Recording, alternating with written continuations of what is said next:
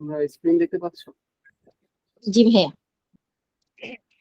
আচ্ছা, আমি যতদূর তোমাদেরকে পড়িয়েছিলাম, এই যে হ্যাকিং, ম্যালওয়্যার, ডস অ্যাটাক, এই জিনিসগুলো পড়িয়েছিলাম লাস্ট। আর এ পর্যন্ত তোমাদের 31 পেজ পর্যন্ত মান্থলি এক্সাম হয়েছিল।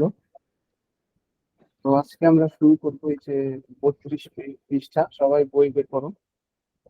32 পৃষ্ঠায় যে অনুসন্ধানী সাইবার অপরাধ, এখান থেকে আমরা শুরু করব। বিভিন্ন ধরনের সাইবার অপরাধ সম্পর্কে আজকে জানবো এখানে। তো প্রথমত যে জিনিসটা এখানে বলছে যে সাইবার বুলিং, ঠিক আছে? সাইবার বুলিং জিনিসটা কি? এখানে এই জিনিসগুলো যে ইন্ট্রোডাকশন দেয়া হয়েছে, ইন্ট্রোডাকশন গুলো তোমরা চাইলে পড়ে নিতে পারো, এগুলো তুমি পড়লেই বুঝতে পারবে। আর এখানে মেইন যে বিষয়টা সেটা হচ্ছে সাইবার বুলিং। সাইবার বুলিং তোমাদের এই জিনিসটা জানতে হবে যে সাইবার বুলিং জিনিসটা কি, ঠিক আছে? সাইবার বুলিং সম্পর্কে এই যে এখানে এই পুরো প্যারাগ্রাফটাতে সাইবার বুলিং সম্পর্কে বলা হয়েছে। আমরা পড়ে দেখি কি বলেছে। ডিজিটাল প্রযুক্তি ব্যবহার করে কাউকে হয়রানি করা একটি অপরাধ। মূলত এই জিনিসটাই হচ্ছে সাইবার বুলিং। তাহলে আমরা কি জানলাম সাইবার বুলিং কি? সাইবার বুলিং হচ্ছে ডিজিটাল প্রযুক্তি ব্যবহার করে কাউকে হয়রানি করা কিংবা কাউকে উত্ত্যক্ত করা, ঠিক আছে? এটি সামাজিক যোগাযোগ মাধ্যম, মেসেজিং প্ল্যাটফর্ম, গেমিং প্ল্যাটফর্ম এবং মোবাইল ফোন ব্যবহার করে করা হতে পারে। অর্থাৎ এই সাইবার বুলিং জিনিসটা বিভিন্ন ভাবে করা যেতে পারে। হতে পারে সেটা সামাজিক যোগাযোগ মাধ্যমের মাধ্যমে, যেমন ফেসবুক, হোয়াটসঅ্যাপ, ইনস্টাগ্রাম, এসবের মাধ্যমে। হতে পারে মেসেজিং প্ল্যাটফর্ম ইমো, তারপরে মেসেঞ্জার, হোয়াটসঅ্যাপ, এগুলো হচ্ছে মেসেজিং প্ল্যাটফর্ম। বা এসএমএস এর মাধ্যমে, ফোনের যে এসএমএস অপশন আছে সেই এসএমএস টা মেসেজিং প্ল্যাটফর্ম। তারপরে বিভিন্ন গেমিং প্ল্যাটফর্ম, তারপর মোবাইল ফোন ব্যবহার করে কল করে কাউকে হয়রানি করা হতে পারে। এই জিনিসগুলো হচ্ছে সাইবার বুলিং। এক্ষেত্রে যাদেরকে টার্গেট করা হয় তাদেরকে অনলাইনে নানাভাবে ভীতি প্রদর্শন বা ভয়ভীতি প্রদর্শন করা হয় এবং বিব্রত করা হয়, ঠিক আছে? সামাজিক মাধ্যমে কারো সম্পর্কে মিথ্যা তথ্য ছড়িয়ে দেওয়া বা বিব্রতকর অথবা অবমাননাকর ছবি পোস্ট করা, মেসেজিং প্ল্যাটফর্মের মাধ্যমে ক্ষতিকর ও অশোভন মেসেজ দেওয়া বা হুমকি দেওয়া এবং অন্যের ছদ্মবেশ ধারণ করে তার পক্ষে আর আরেকজনকে মেসেজ পাঠানো, এই সবগুলোই হচ্ছে সাইবার বুলিং এর অন্তর্ভুক্ত। তাহলে আমরা কি কি জানলাম? কোন কোন জিনিসগুলো সাইবার বুলিং এর অন্তর্ভুক্ত? যে সামাজিক যোগাযোগ মাধ্যমে কারো সম্পর্কে মিথ্যা তথ্য ছড়িয়ে দেওয়া, এটা একটা। আবার হতে পারে কি? আবার হতে পারে বিব্রতকর অথবা অবমাননাকর ছবি পোস্ট করা, অর্থাৎ কোনো ব্যক্তির বিব্রতকর, তার পারমিশন ছাড়া তার বিব্রতকর কিংবা অবমাননাকর ছবি পোস্ট করা, এটা আরেকটা। তারপরে আবার হতে পারে মেসেজিং প্ল্যাটফর্মের মাধ্যমে ক্ষতিকর ও অশোভন মেসেজ দেয়া, এটা হতে পারে। অথবা হুমকি দেয়া, এই জিনিসগুলো, এই যে মেসেজিং প্ল্যাটফর্মের মাধ্যমে হুমকি দেয়া, এই জিনিসগুলো হতে পারে। আর হতে পারে কি? অন্যের ছদ্মবেশ ধারণ করে তার পক্ষে আর একজনকে এসএমএস পাঠানো, অর্থাৎ অন্য একজন মানুষের ছদ্মবেশ ধারণ করে, অর্থাৎ ধরো যে তোমার ফেসবুক অ্যাকাউন্ট আছে, তো তোমার ফেসবুক অ্যাকাউন্টের ইনফরমেশন ইউজ করে অন্য আরেকটা ফেসবুক অ্যাকাউন্ট খুলে সেটা থেকে অন্যের সাথে মেসেজিং করা, এই জিনিসটার কথা বলা হচ্ছে, ঠিক আছে? আর এখানে ফাইনালি সাইবার বুলিং এর ডেফিনেশনটা দিয়ে দিয়েছে যে ডিজিটাল যোগাযোগ মাধ্যমের সাহায্যে কাউকে উত্ত্যক্ত করাই হচ্ছে সাইবার বুলিং। তো সাইবার বুলিং সম্পর্কে সবার ধারণা ক্লিয়ার তো নাকি? তাহা তুবা, জি ভাইয়া। সাইবার বুলিং বুঝতে পেরেছি তো? তুবা বুঝতে পেরেছো? জি ভাইয়া। আচ্ছা, নেক্সট যে জিনিসটা, যে এই যে কত পেজ, 33 নম্বর পেজের এই যে সামাজিক, এই প্যারাগ্রাফটাতে আসো। কি বলছে দেখো, সামাজিক যোগাযোগ মাধ্যমের অত্যধিক ব্যবহারের এই যুগে ফেক নিউজ বিস্তার অত্যন্ত দ্রুততার সাথে ঘটছে। ইন্টারনেট ব্যবহার করে ঘটা ফেক নিউজের ফলে পৃথিবীব্যাপী অনেক রাজনৈতিক ও ধর্মীয় সংঘাতের জন্ম দিয়েছে। সোশ্যাল মিডিয়াতে মানুষ প্রতিদিন অগণিত খবর পড়ছে, যেগুলোর মধ্যে হয়তো বেশ কিছু মিথ্যা সংবাদও থাকে।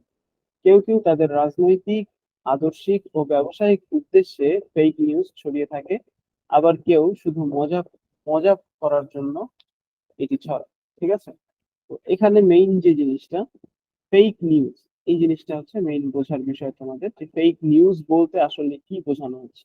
তোমার নাম শুনে বুঝতে পেরেছো যে এটা একটা ভুয়া সংবাদ বা মিথ্যা সংবাদ। ঠিক আছে, তো এই দেখো এখানে এই বক্সটার ভিতরে এই প্যারাগ্রাফটাতে ফেক নিউজ সম্পর্কে ডিটেলস বলা হয়েছে। মিথ্যা বাক্য ব্যবহার করে কোনো ভুল ঘটনা অশুদ্ধ তথ্যের মাধ্যমে উপস্থাপনকে ফেক নিউজ বলা যেতে পারে। তাহলে আমরা কি জানলাম? মিথ্যা বাক্য ব্যবহার করে কোনো ভুল ঘটনা অশুদ্ধ তথ্যের মাধ্যমে উপস্থাপন। ঠিক আছে, বুঝতে পেরেছো কি এই ব্যাপারটা? মিথ্যা বাক্য ব্যবহার করে, এটা একটা জি ভাইয়া। ব্যাপার, মিথ্যা বাক্য ব্যবহার করা। আরেকটা কি জিনিস, এই যে এটা একটা পার্ট, মিথ্যা বাক্য ব্যবহার করা, ভুল ঘটনা, এটা ভুল ঘটনাটা কিভাবে উপস্থাপন করা, একটা ভুল ঘটনা অশুদ্ধ তথ্যের মাধ্যমে উপস্থাপন। ঠিক আছে, তিনটা বিষয় মাথায় রাখতে হবে, একটা হচ্ছে মিথ্যা বাক্য, একটা হচ্ছে ভুল ঘটনা, আর একটা হচ্ছে অশুদ্ধ তথ্য। তাহলে আমরা কি জানলাম? ফেক নিউজ আমরা কখন বলবো? যখন মিথ্যা বাক্য ব্যবহার করে কোনো ভুল ঘটনাকে, বা মিথ্যা ঘটনাকে বলতে পারি আমরা, কোনো ভুল ঘটনাকে অশুদ্ধ তথ্যের মাধ্যমে উপস্থাপন করাকে আমরা বলতে পারি ফেক নিউজ। ঠিক আছে, এই ফেক নিউজ গুলো বিভিন্ন সোশ্যাল মিডিয়ার প্ল্যাটফর্ম হতে ছড়িয়ে দেওয়া হয়। এখানে পরে কি বলেছে দেখো, যে চিলে কান নিয়ে গেছে। আমরা অনেকেই এই প্রবাদটা শুনে থাকবো হয়তোবা, যে চিলে কান নিয়ে গেছে। এমন সংবাদে চিলের পিছনে না দৌড়িয়ে সবার আগে কানে হাত দিয়ে দেখা উচিত। ঠিক একইভাবে অনলাইনে কোনো পোস্ট বা খবর দেখলে তা যাচাই করে বিশ্বাস করা উচিত। সাধারণত কোনো ব্যক্তি বা প্রতিষ্ঠানের নকল অর্থাৎ ছদ্মনাম ধারণ করে বিভিন্ন ধরনের মিথ্যা খবর ও গুজব রটিয়ে দেওয়া হয়। ঠিক আছে, তো এই জন্য এই যে আসলে কোনো একটা খবর শুনেই সেটা আহ, সেটা বিশ্বাস করা যাবে না। অর্থাৎ এই যে চিলে কান নিয়ে গেছে, এটা শুনলেই চিলের পিছনে দৌড় দেওয়া যাবে না, আগে কানে হাত দিয়ে দেখতে হবে যে আসলে আমার কান আছে কিনা। যদি থাকে তাহলে চিলের পিছনে দৌড়ানোর দরকার নেই। ঠিক আছে, তো এই জন্য ফার্স্ট অফ অল সোশ্যাল মিডিয়াতে বিশেষ করে ফেক নিউজ গুলো বেশি ছড়ায়। সোশ্যাল মিডিয়ার নিউজ গুলো একটু যাচাই বাছাই করা। ঠিক আছে, যাচাই বাছাই করে তারপরে বিশ্বাস করা, দেখেই বিশ্বাস করে নেওয়া উচিত না, সে কথাটা বলছে। তোমাদের এই যে বিভিন্ন ছক গুলো দেয়া আছে, যে বাস্তব জীবনে ঘটা বুলিং এবং সাইবার বুলিং। আচ্ছা, বাস্তব জীবনে ঘটা বুলিং এবং সাইবার বুলিং বলতে কি বোঝাচ্ছে? সাইবার বুলিং সম্পর্কে তো আমরা জানলাম, যেটা ডিজিটাল ডিভাইস ইউজ করে, অর্থাৎ এই যে ডিজিটাল যোগাযোগ মাধ্যমের সাহায্যে। ঠিক আছে, ডিজিটাল যোগাযোগ মাধ্যমের সাহায্যে যদি বুলিং করা হয় বা উত্ত্যক্ত করা হয়, সেটাকে আমরা বলবো সাইবার বুলিং। ঠিক আছে, আর যদি ডিজিটাল যোগাযোগ মাধ্যম না ব্যবহার করা হয়, সেটাকে আমরা এমনি সাধারণভাবে শুধু বুলিং বলতে পারি। যেমন ইফটিজিং, ইফটিজিং সাধারণত আহ রাস্তাঘাটে করা হয়। ঠিক আছে, সেই জিনিসটাকে শুধু বুলিং বলা যেতে পারে। ঠিক আছে, সেটাকে সাইবার বুলিং বলা যায় না। এই জিনিস, বুলিং এবং সাইবার বুলিং কিন্তু এক জিনিস না। সাইবার বুলিং হচ্ছে ডিজিটাল ডিজিটাল যোগাযোগ মাধ্যম ব্যবহার করে, আর শুধু বুলিং হচ্ছে একটা মানুষকে উত্ত্যক্ত করা। ঠিক আছে, বিভিন্ন এটা গেল, এটা তোমাদের এই ছকটা পূরণ করার কথা বলছে। তোমরা তোমাদের বাস্তব জীবনে ঘটা বিভিন্ন ধরনের বুলিং তোমরা দেখে থাকবে, সেই জিনিসগুলো তোমরা এই ছকে লিখতে পারো। লেফট সাইডে এবং রাইট সাইডে সাইবার বুলিং সম্পর্কে আমরা যা যা জানলাম সেগুলো লিখতে পারো। তারপরে আমরা জানলাম কি ফেক নিউজ। ফেক নিউজ কি? মিথ্যা বাক্য ব্যবহার করে ভুল ঘটনা অশুদ্ধ তথ্যের মাধ্যমে উপস্থাপন। ঠিক আছে, এই ফেক নিউজ, এই জন্য আর কি করবো আমরা? সোশ্যাল মিডিয়ায় কোনো একটা নিউজ দেখলেই সেটাকে সরাসরি বিশ্বাস না করে আগে যাচাই করতে হবে। আমরা এর আগে যাচাই করার বিভিন্ন মাধ্যম জেনেছি, কিভাবে কিভাবে আমরা একটা তথ্য সঠিক নাকি ভুল সেটা যাচাই করতে পারি। তো এই জন্য আমরা কি করব? দেখো এখানে কি করার কথা বলছে তোমাদের, 5টি ফেক নিউজ দেখবো এবং এটি কেন ফেক নিউজ তার কারণ অনুসন্ধান করবো। অর্থাৎ এখানে বিভিন্ন ফেক নিউজ অর্থাৎ 5টা ঘর দেওয়া আছে, এই 5টা ঘরে 5টা ফেক নিউজ নিউজের কথা লিখতে বলেছে, এবং সেই নিউজগুলো কিভাবে বুঝলাম আমি, কিভাবে আমি জানতে পারলাম যে সেগুলো ফেক নিউজ বা বুঝতে পারলাম, সেই কারণটা এই রাইট সাইডের সবগুলোতে লিখতে বলেছে। ঠিক আছে, 34 পেজের শেষে চলে আসি। যে বাংলাদেশের তথ্য ও প্রযুক্তি আইন 2006, ঠিক আছে, এই যে বাংলাদেশের তথ্য ও প্রযুক্তি আইন 2006, ঠিক আছে, তো যে আইন সম্পর্কে জানো তো, যে হ্যাঁ, বাংলাদেশ সরকার যে আইনগুলো প্রণয়ন করে, হ্যাঁ, সেই আইনগুলো আমরা চাইলেই যে কোনো আইন আমরা অনলাইনের মাধ্যমে দেখে নিতে পারি। ঠিক আছে, যেমন এই যে বাংলাদেশ তথ্য ও প্রযুক্তি আইন 2006, এটা আমি আগেই বের করে রেখেছি তোমাদের জন্য। এই যে এখানে দেখতে পাচ্ছ, এই যে এটা হচ্ছে বাংলাদেশ তথ্য ও যোগাযোগ প্রযুক্তি আইন 2006। এটা হচ্ছে গিয়ে বাংলাদেশের যে ল অফ বাংলাদেশ যে ওয়েবসাইট আছে, সব ধরনের ল, বাংলাদেশের যত ল আছে তোমরা এই এই ওয়েবসাইটটাতে পাবে, লস অফ বাংলাদেশ। ঠিক আছে, এই ওয়েবসাইটে গেলে সব ধরনের আইন সম্পর্কে ইন ডিটেইলস তোমরা জানতে পারবে। তো সেই ওয়েবসাইট থেকে আমি যে তথ্য ও যোগাযোগ প্রযুক্তি আইন, এইটা বের করে রেখেছি তোমাদের জন্য।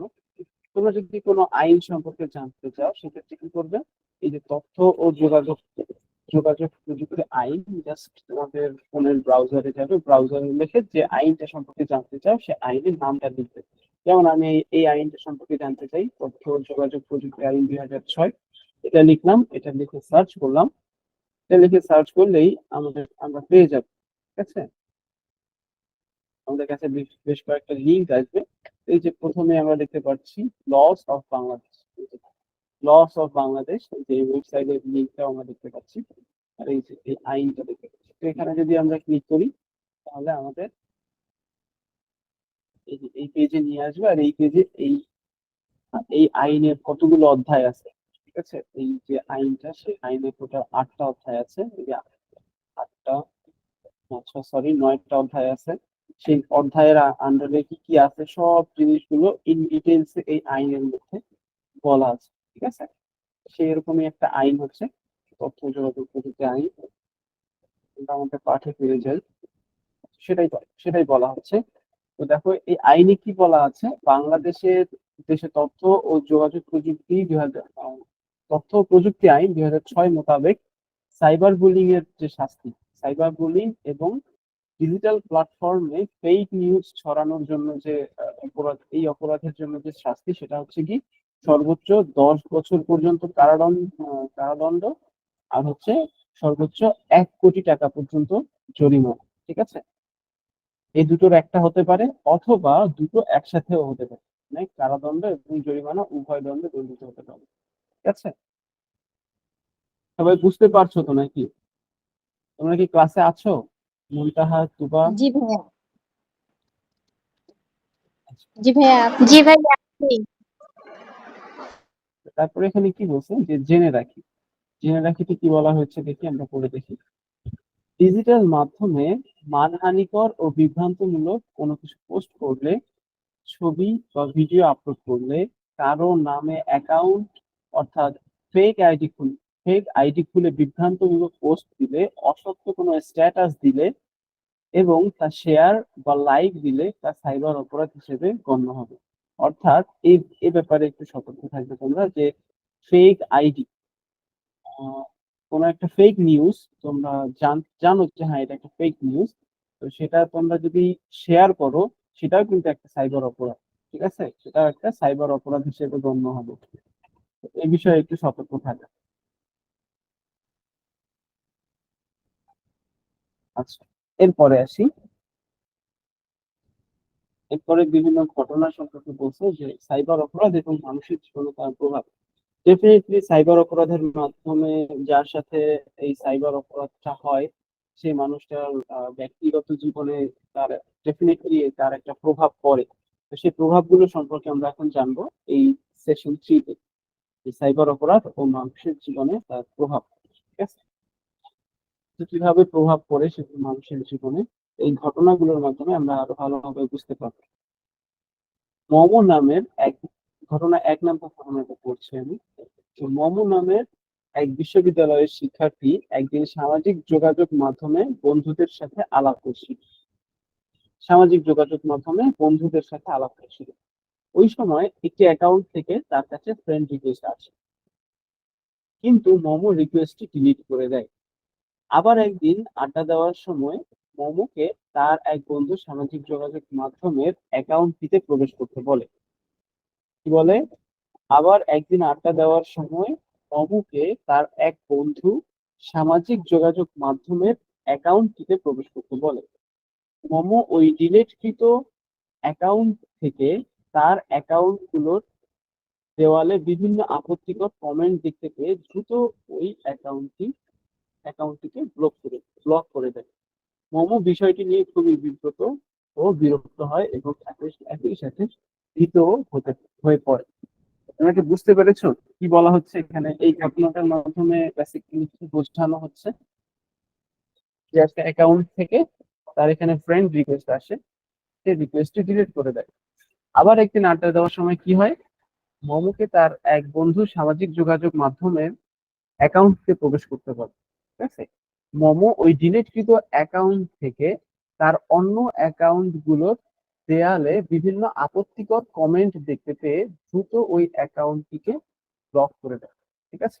অর্থাৎ মনে করো তুমি একটা কেউ একজন তোমাকে ফ্রেন্ড রিকোয়েস্ট পাঠিয়েছে, সেই ফ্রেন্ড রিকোয়েস্টটা একসেপ্ট না করার কারণে দেখা যাচ্ছে যে ওই মানুষটা কি করতেছে, তোমার যে পোস্ট গুলো আছে, তুমি তোমার পার্সোনাল অ্যাকাউন্টে বা তোমার টাইমলাইনে যে অ্যাকাউন্ট যে পোস্ট গুলো করেছো বা ছবি পোস্ট করেছো, সেগুলোতে দেখা যাচ্ছে যে আজে বাজে কমেন্ট করতে পারে অনেক। তো এরকম যদি কেউ করে থাকে সেক্ষেত্রে কি করবে তোমরা? সেই অ্যাকাউন্ট গুলোকে ডিলিট করে দিবে। ঠিক আছে? সরি, ব্লক করে দিবে। এই ঘটনাটি একটি সাইবার স্টকিং এর ঘটনা। ঠিক আছে? সাইবার স্টকিং, এই সাইবার স্টকিং জিনিসটা কি? ঠিক আছে, এই জিনিসটা এখন আমরা জানবো। সাইবার স্টকিং মানে কোনো মানুষ বা কোনো গ্রুপ বা কোনো প্রতিষ্ঠানকে ডিজিটাল মাধ্যম ব্যবহার করে বিরক্ত করা বা ভয় দেখানো বা হুমকি দেওয়ার উদ্দেশ্যে প্রতিনিয়ত বার্তা বা ছবি বা ডকুমেন্ট পাঠানো। এখানেও এই উপরের যে 1 নম্বর ঘটনা, এই ঘটনাটাতেও ঠিক সেম জিনিসই হয়েছে। কি হয়েছে? যে একজন ফ্রেন্ড রিকোয়েস্ট একসেপ্ট না করার কারণে তার যে অ্যাকাউন্ট গুলো তার অ্যাকাউন্টের যে পোস্ট গুলো আছে, সেই পোস্টে বিভিন্ন ধরনের আপত্তিকর কমেন্ট করা হয়েছে সেই অ্যাকাউন্টটা থেকে, যে অ্যাকাউন্টটার রিকোয়েস্ট সে একসেপ্ট করেনি। অর্থাৎ মোমো যে অ্যাকাউন্টের রিকোয়েস্ট একসেপ্ট করেনি, সে অ্যাকাউন্টের যে মালিক, সে আজে বাজে বা আপত্তিকর কমেন্ট করেছে তার পোস্ট গুলো। ঠিক আছে? তবে ফেসবুকের একটা ব্যাপার আছে, ফেসবুকে কিন্তু এটা তুমি সেটিং এ করে দিতে পারবে যে হ্যাঁ, কে কে তোমার পোস্ট গুলোতে কমেন্ট করতে পারবে আর কারা কারা তোমার পোস্ট গুলো দেখতে পারবে। এই যে এটা কিন্তু একটা সেটিং আছে। তুমি চাইলেই তোমার পোস্ট গুলোকে পাবলিক না করে শুধু ফ্রেন্ডস অথবা ফ্রেন্ডস অফ ফ্রেন্ডস করে রাখতে পারো, যে শুধু তোমার ফ্রেন্ডরা দেখতে পারবে, এরকম করে রাখতে পারো পোস্ট গুলোকে। বা কারা কমেন্ট করতে পারবে তোমার পোস্ট গুলোতে, এটাও তুমি নির্ধারণ করে দিতে পারো। ঠিক আছে? তো এখানে মেইন বিষয় যেটা তোমাদের শেখার, সেটা হচ্ছে সাইবার স্টকিং। এই জিনিসটা, সাইবার স্টকিং মানে কি? সাইবার স্টকিং হচ্ছে যে কোনো মানুষ বা কোনো গ্রুপ, এটা হতে পারে কোনো একজন মানুষ, হতে পারে কোনো একটা গ্রুপ অর্থাৎ কয়েকজন মানুষ, হতে পারে কোনো প্রতিষ্ঠান। ঠিক আছে? যে মনে করো যে তোমাকে পার্সোনালি কেউ হুমকি দিতে পারে বা ভয় দেখাতে পারে বা বিরক্ত করতে পারে। ঠিক আছে? বা কোনো একটা টিমকে এই ধরনের বিভিন্ন ভাবে ভয় দেখাতে পারে কোনো ব্যক্তি বা অন্য কোনো ব্যক্তি বা অন্য কেউ। তারপরে কোনো প্রতিষ্ঠানকে বিভিন্ন ধরনের ভীতিকর ছবি বা বার্তা পাঠাতে পারে বা বিরক্ত করতে পারে, ভয় দেখাতে পারে, হুমকি দিতে পারে। এই জিনিসগুলো হচ্ছে সাইবার স্টক। বুঝতে পেরেছি তো নাকি বা মুনতাহা? জি ভাইয়া। ভাইয়া। আচ্ছা, এবার আমরা ঘটনা 2 পড়বো। এটা হচ্ছে তোমাদের 36 নম্বর পেজের ঘটনা 2। তো আমরা তো সাইবার স্টকিং দেখলাম, এরপরে আমরা সোশ্যাল মিডিয়া প্রোফাইল হ্যাকিং সম্পর্কে জানবো এই ঘটনা 2 এর মাধ্যমে। ঠিক আছে? তো ঘটনা 2 কি বলা হয়েছে? বিশ্ববিদ্যালয়ের আফিফ নামের একজন শিক্ষার্থী ক্লাসে গিয়ে খেয়াল করলো তার বন্ধুরা তার সাথে কথা না বলে তাকে নিয়ে হাসাহাসি করছে। সে তার এক বন্ধুকে কারণ জিজ্ঞাসা করে জানতে পারলো তার সামাজিক যোগাযোগ মাধ্যমের অ্যাকাউন্টটি থেকে একটি অনাকাঙ্ক্ষিত বিষয় পোস্ট করা হয়েছে। সে বুঝতে পারলো কেউ তার অ্যাকাউন্টটিতে লগ ইন করে এই পোস্টটি করেছে। অর্থাৎ তোমার অজান্তে কখন একজন ব্যক্তি তোমার অ্যাকাউন্ট থেকে পোস্ট করতে পারবে, তখনই করতে পারবে যখন তোমার অ্যাকাউন্টটা হ্যাক হয়ে যাবে। বুঝতে পেরেছো? তো আফিফের ক্ষেত্রে এখানে সেম জিনিসটাই ঘটেছে, যে তার অ্যাকাউন্টটি হ্যাক হয়েছে, যার কারণে অন্য কেউ যে হ্যাক করেছে সে তার অ্যাকাউন্টটা থেকে একটা পোস্ট করেছে, যার কারণে তার ফ্রেন্ডরা তাকে দেখে হাসাহাসি করছিল। ঠিক আছে, এই জিনিসটাই হচ্ছে সোশ্যাল মিডিয়া প্রোফাইল হ্যাকিং। হতে পারে এটা তোমার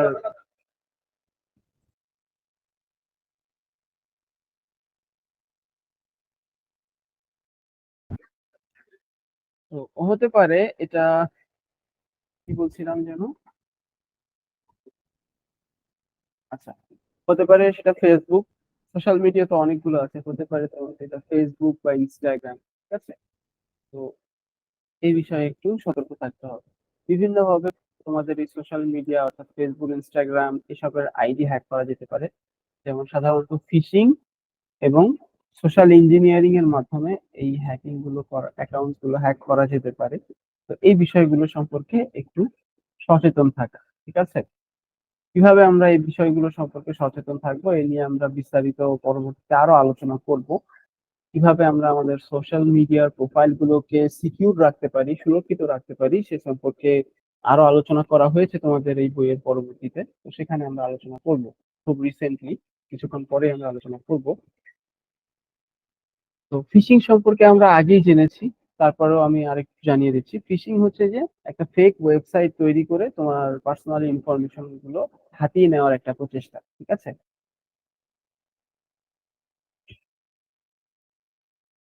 আর সোশ্যাল ইঞ্জিনিয়ারিং ব্যাপারটা কি? সোশ্যাল ইঞ্জিনিয়ারিং ব্যাপারটা হচ্ছে যে বিভিন্ন মাধ্যমে এই হ্যাক করা যায়, বিভিন্ন সফটওয়্যার ইউজ করে। আহ, বিভিন্ন ধরনের অ্যাটাক আমরা দেখেছি, যে এর আগে আমরা বিভিন্ন ধরনের অ্যাটাক করেছি, যে এই যে ডিডস অ্যাটাক সম্পর্কে আমরা পড়েছি, তারপরে হ্যাকিং সম্পর্কে পড়েছি, ম্যালওয়্যার সম্পর্কে পড়েছি।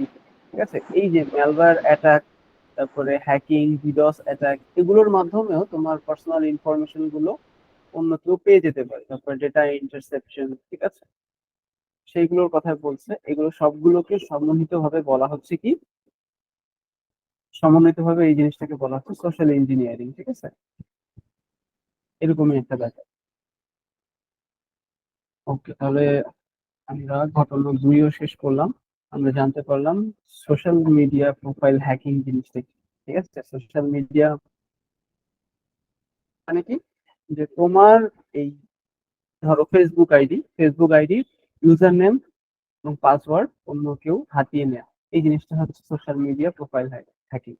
শুধু ফেসবুক না, যে কোনো সোশ্যাল মিডিয়ার ইউজার নেম এবং পাসওয়ার্ড অন্য কেউ হাতিয়ে নেওয়ার ব্যাপারটাকে বলা হচ্ছে সোশ্যাল মিডিয়া প্রোফাইল হ্যাকিং।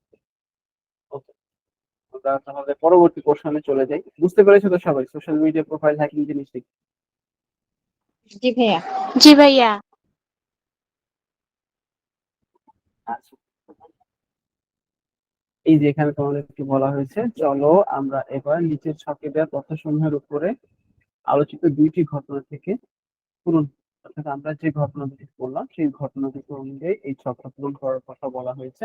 যে সাইবার অপরাধের নাম, অর্থাৎ আমরা দুটো সাইবার অপরাধ জানলাম। একটা সাইবার অপরাধ কি, এই যে সাইবার স্টকিং। ঠিক আছে, সাইবার স্টকিং একটা সাইবার অপরাধ। আরেকটা আমরা জানলাম কি, সোশ্যাল মিডিয়া প্রোফাইল হ্যাকিং। এই ফাইল হ্যাকিং। এবং ব্যক্তি, হ্যাঁ, ব্যক্তিগত প্রভাব সেটা কি পড়তে পারে আমাদের উপর, একজন মানুষের উপর। পারিবারিক প্রভাব কি হতে পারে, সাংস্কৃতিক প্রভাব কি হতে পারে। ঠিক আছে, দেখো যদি মনে করো যে সাইবার স্টকিং এর কথা বলি, ধরো যে আহ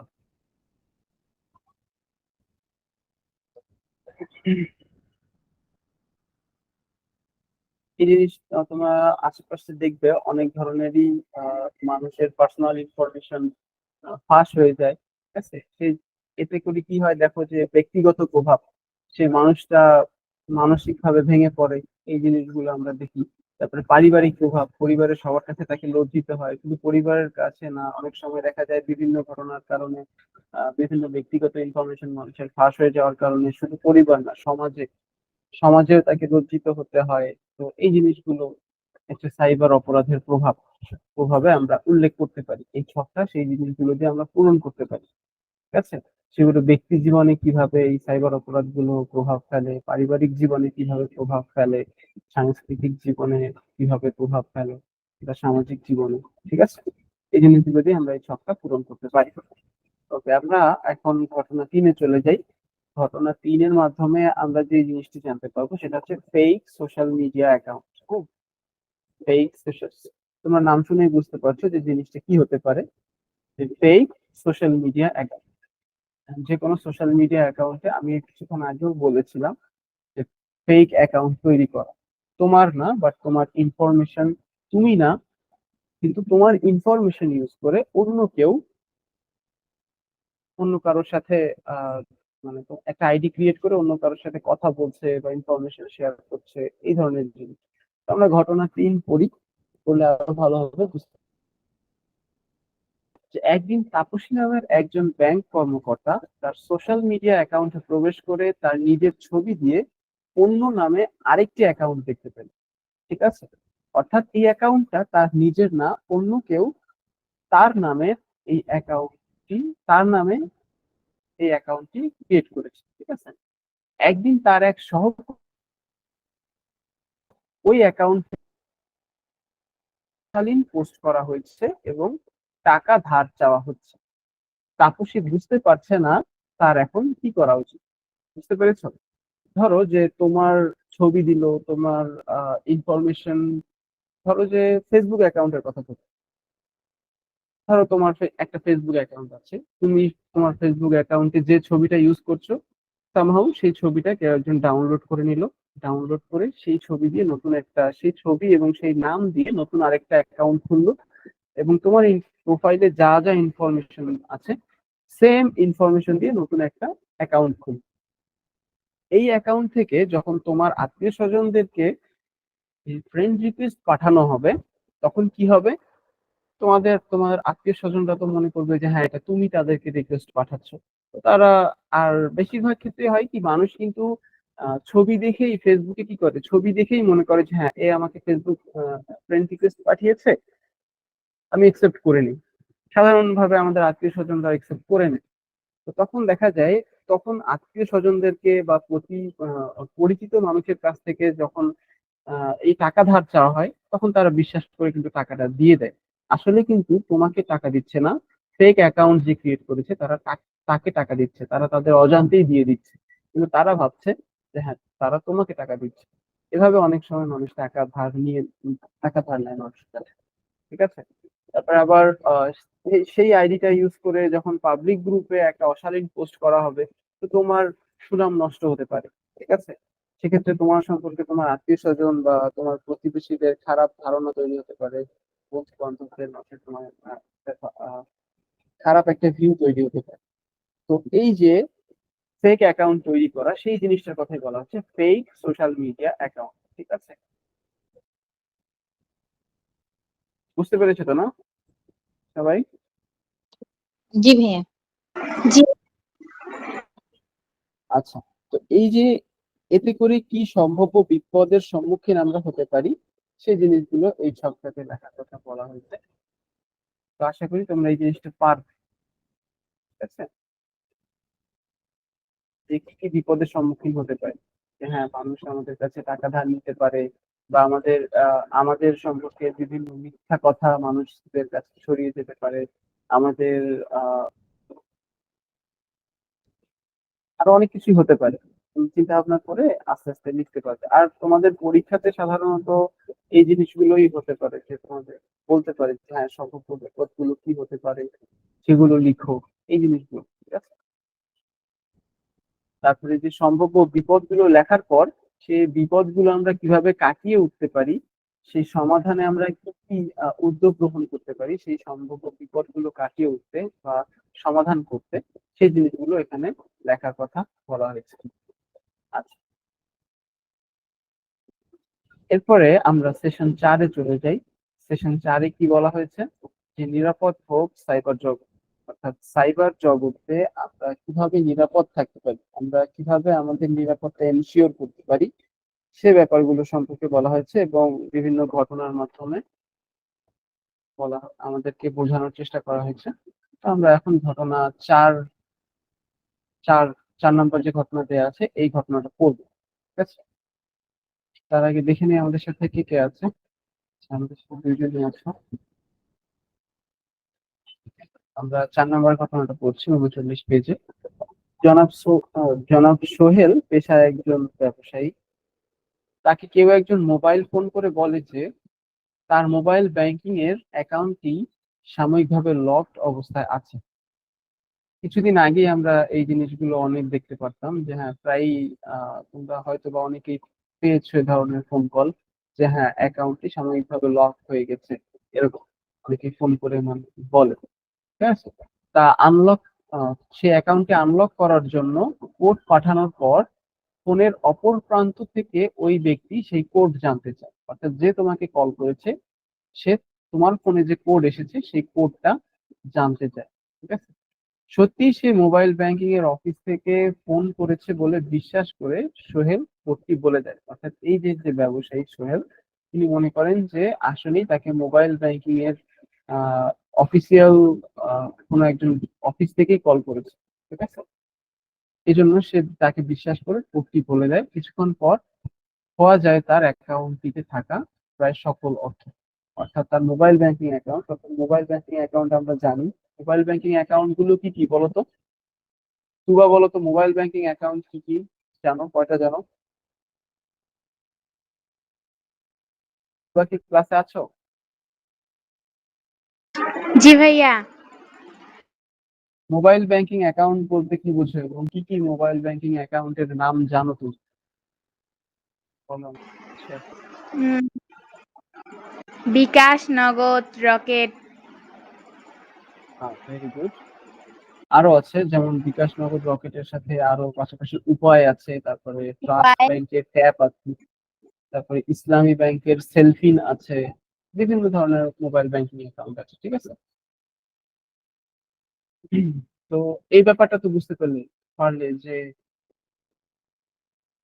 যে যে কেউ কল করে আমাদের কাছে আমাদের মোবাইলে আসা কোড জানতে চাইলেই আমি সেই কোডটি বলবো না। বেশিরভাগ কোনো কোম্পানি কিন্তু বা কোনো প্রতিষ্ঠানই তোমার পার্সোনাল এই মোবাইলে আসা ওটিপি কোড গুলো জানতে চায় না। ঠিক আছে, তো কেউ যদি জানতে চায় সেক্ষেত্রে কারোর সাথে এই পার্সোনাল ইনফরমেশন গুলো শেয়ার করা যাবে না, অর্থাৎ কোড গুলো শেয়ার করা যাবে না। আচ্ছা, আমরা 5 নম্বর ঘটনায় চলে আসি। 5 নম্বর ঘটনায় কি বলেছে, সাব্বির সাহেব অনলাইনে কেনাবেচা করা যায় এমন একটি ওয়েবসাইটে তার মোবাইল ফোন বিক্রি করেছেন। ঠিক আছে, অনলাইনে কেনাবেচা করা যায় এমন একটি ওয়েবসাইটে তার মোবাইল ফোন বিক্রি করেছেন।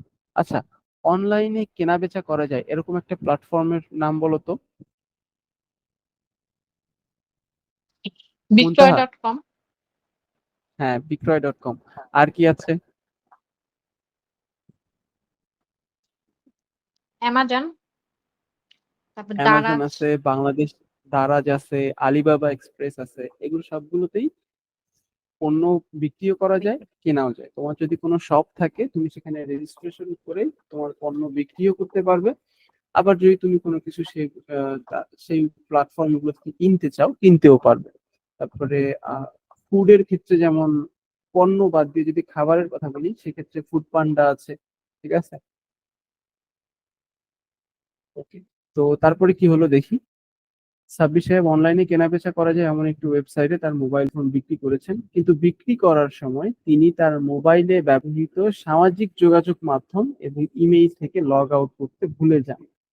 ফলে সেই মোবাইল ফোনটির নতুন মালিক সেই সামাজিক যোগাযোগ মাধ্যম ব্যবহার করে এবং ইমেইল সংযুক্ত সাব্বির সাহেবের পরিচিত বিভিন্ন মোবাইল নম্বরে অর্থ ধার চাচ্ছিল। এতে করে সাব্বির সাহেব বেশ বিড়ম্বনায় পড়ে যায়। ঠিক আছে? তো এই জন্য আমরা যদি আমাদের যে ডিজিটাল ডিভাইস, বিশেষ করে ফোন, মোবাইল ফোন বা অ্যান্ড্রয়েড ডিভাইস যদি আমরা বিক্রি করি, সেক্ষেত্রে অবশ্যই এই জিনিসটা এনশিওর করতে হবে যে সব যে সোশ্যাল মিডিয়া, তারপরে হচ্ছে ইমেইল অ্যাকাউন্ট, সেগুলো থেকে সাইন আউট অথবা লগ আউট করে তারপরে মানুষকে ফোনটা হ্যান্ড ওভার করা। ঠিক আছে? এই জন্য সবচেয়ে সেফ জোন হচ্ছে ফোনটাকে পুরোপুরি রিসেট দিয়ে নেয়। ফোনটা রিসেট দিয়ে তারপরে সেটাকে সেল করা। ঠিক আছে? এই জিনিসটা মাথায় রাখতে হবে, না হলে আমরা বিভিন্ন ধরনের বিড়ম্বনায় পড়তে পারি, যেমনটি সাব্বির সাহেব করেছেন। আচ্ছা, তারপরে ঘটনা 6 পড়ি আমরা। এখানে কি বলা হচ্ছে, আশরাফ নামের একজন সরকারি কর্মকর্তা একদিন সামাজিক যোগাযোগ মাধ্যমে স্ক্রল করতে করতে একটি ই কমার্স সাইটের বিজ্ঞাপন দেখতে পায়। ঠিক আছে? সাইটটি থেকে সে 1500 টাকা মূল্যের একটি জলপাই রঙের শার্ট অর্ডার করে, সাথে সাথে মোবাইল ব্যাংকিং সার্ভিসের মাধ্যমে মূল্য পরিশোধ করে। ঠিক আছে? এর 4 দিন পর প্রোডাক্টটি ডেলিভারি পেয়ে দেখা গেল শার্টটির রং কালো এবং কাপড় অত্যন্ত নিম্নমানের, যা অনলাইনে বর্ণনার সম্পূর্ণ বিপরীত। ঠিক আছে? আশরাফ ই কমার্স সাইটটির সাথে যোগাযোগ করে প্রোডাক্টটি পরিবর্তন অথবা মূল্য ফেরত দিতে বলেন, কিন্তু তারা তা করতে অস্বীকৃতি জানায়। ঠিক আছে? তো এজন্য তোমাদের যখন সেটা তোমরা দারাজ থেকেই কেনো বা বিক্রয়.কম থেকেই কোনো প্রোডাক্ট নাও, যে কোনো প্ল্যাটফর্ম থেকে প্রোডাক্ট নাও, তা একটা প্রোডাক্টটা কেনার আগে তাদের প্রাইভেসি পলিসি গুলো দেখে নেওয়া উচিত, যে তাদের শর্তগুলো দেখে নেওয়া উচিত, যে তারা আহ, আমি যদি প্রোডাক্টটা নেই, তারা পরবর্তীতে আমার প্রোডাক্টটা চেঞ্জ করে দিবেন কিনা, বা কোন চেঞ্জ করে দেওয়ার ক্ষেত্রে কোনো শর্ত আছে কিনা, সেই জিনিসগুলো একটু দেখে নেয়া অনলাইনে কোনো প্রোডাক্ট কেনার পূর্বে। তারপরে হচ্ছে আহ আগেই মূল্যটা পরিশোধ না করে দেয়া, যেমনটা এখানে আশরাফ সাহেব করেছেন। তো তিনি কি করেছেন, আগেই 1500 টাকা পে করে দিয়েছেন। তো এখন ম্যাক্সিমাম অনলাইন প্ল্যাটফর্ম গুলোরই একটা সিওডি সিস্টেম আছে, অর্থাৎ ক্যাশ অন ডেলিভারি, অর্থাৎ পণ্য হাতে পেয়ে তারপরে আমি প্রোডাক্ট টাকা পরিশোধ করব। ঠিক আছে? এটা একেবারেই সেফ জোন। ঠিক আছে? এটা করার চেষ্টা করা, ক্যাশ অন ডেলিভারি। ঠিক আছে? আর প্রোডাক্ট গুলো যখন আমরা কিনবো, তখন এই জিনিসটা এনশিওর করা যে আমরা অনলাইন থেকে যখন কোনো কিছু কিনবো, সেক্ষেত্রে যে প্ল্যাটফর্মে সেই প্রোডাক্টটা বা যে কোম্পানির, সেই কোম্পানিটা কতটা রেপুটেড, সেই জিনিসগুলো চেক করব। তারপরে দারাজ থেকে কেনার সময় আরেকটা জিনিস খেয়াল রাখবো যে সেখানে রিভিউ কেমন। মানুষ প্রোডাক্ট কিনে সেই প্রোডাক্ট সম্পর্কে কিন্তু রিভিউ দেয়, সেই রিভিউ গুলো কেমন, মানুষ সেই প্রোডাক্টটা সম্পর্কে কি বলছে, সেটা ভালো নাকি খারাপ। বা দেখা যায় বিভিন্ন প্রোডাক্টের বিভিন্ন খারাপ দিক আছে, বিভিন্ন ভালো দিক আছে, সেগুলো মানুষ রিভিউ এর মাধ্যমে জানায়। সেই জিনিসগুলো দেখে তারপরে একটা প্রোডাক্ট সিলেক্ট করা। আর ক্যাশ অন ডেলিভারি যদি আমরা সিলেক্ট করি, সেক্ষেত্রে আরেকটা সুবিধা হচ্ছে, তুমি প্রোডাক্টটা হাতে পেয়ে দেখে নিতে পারবে, ভালোভাবে দেখে তারপরে তুমি টাকাটা পেমেন্ট করতে পারবে। ঠিক আছে?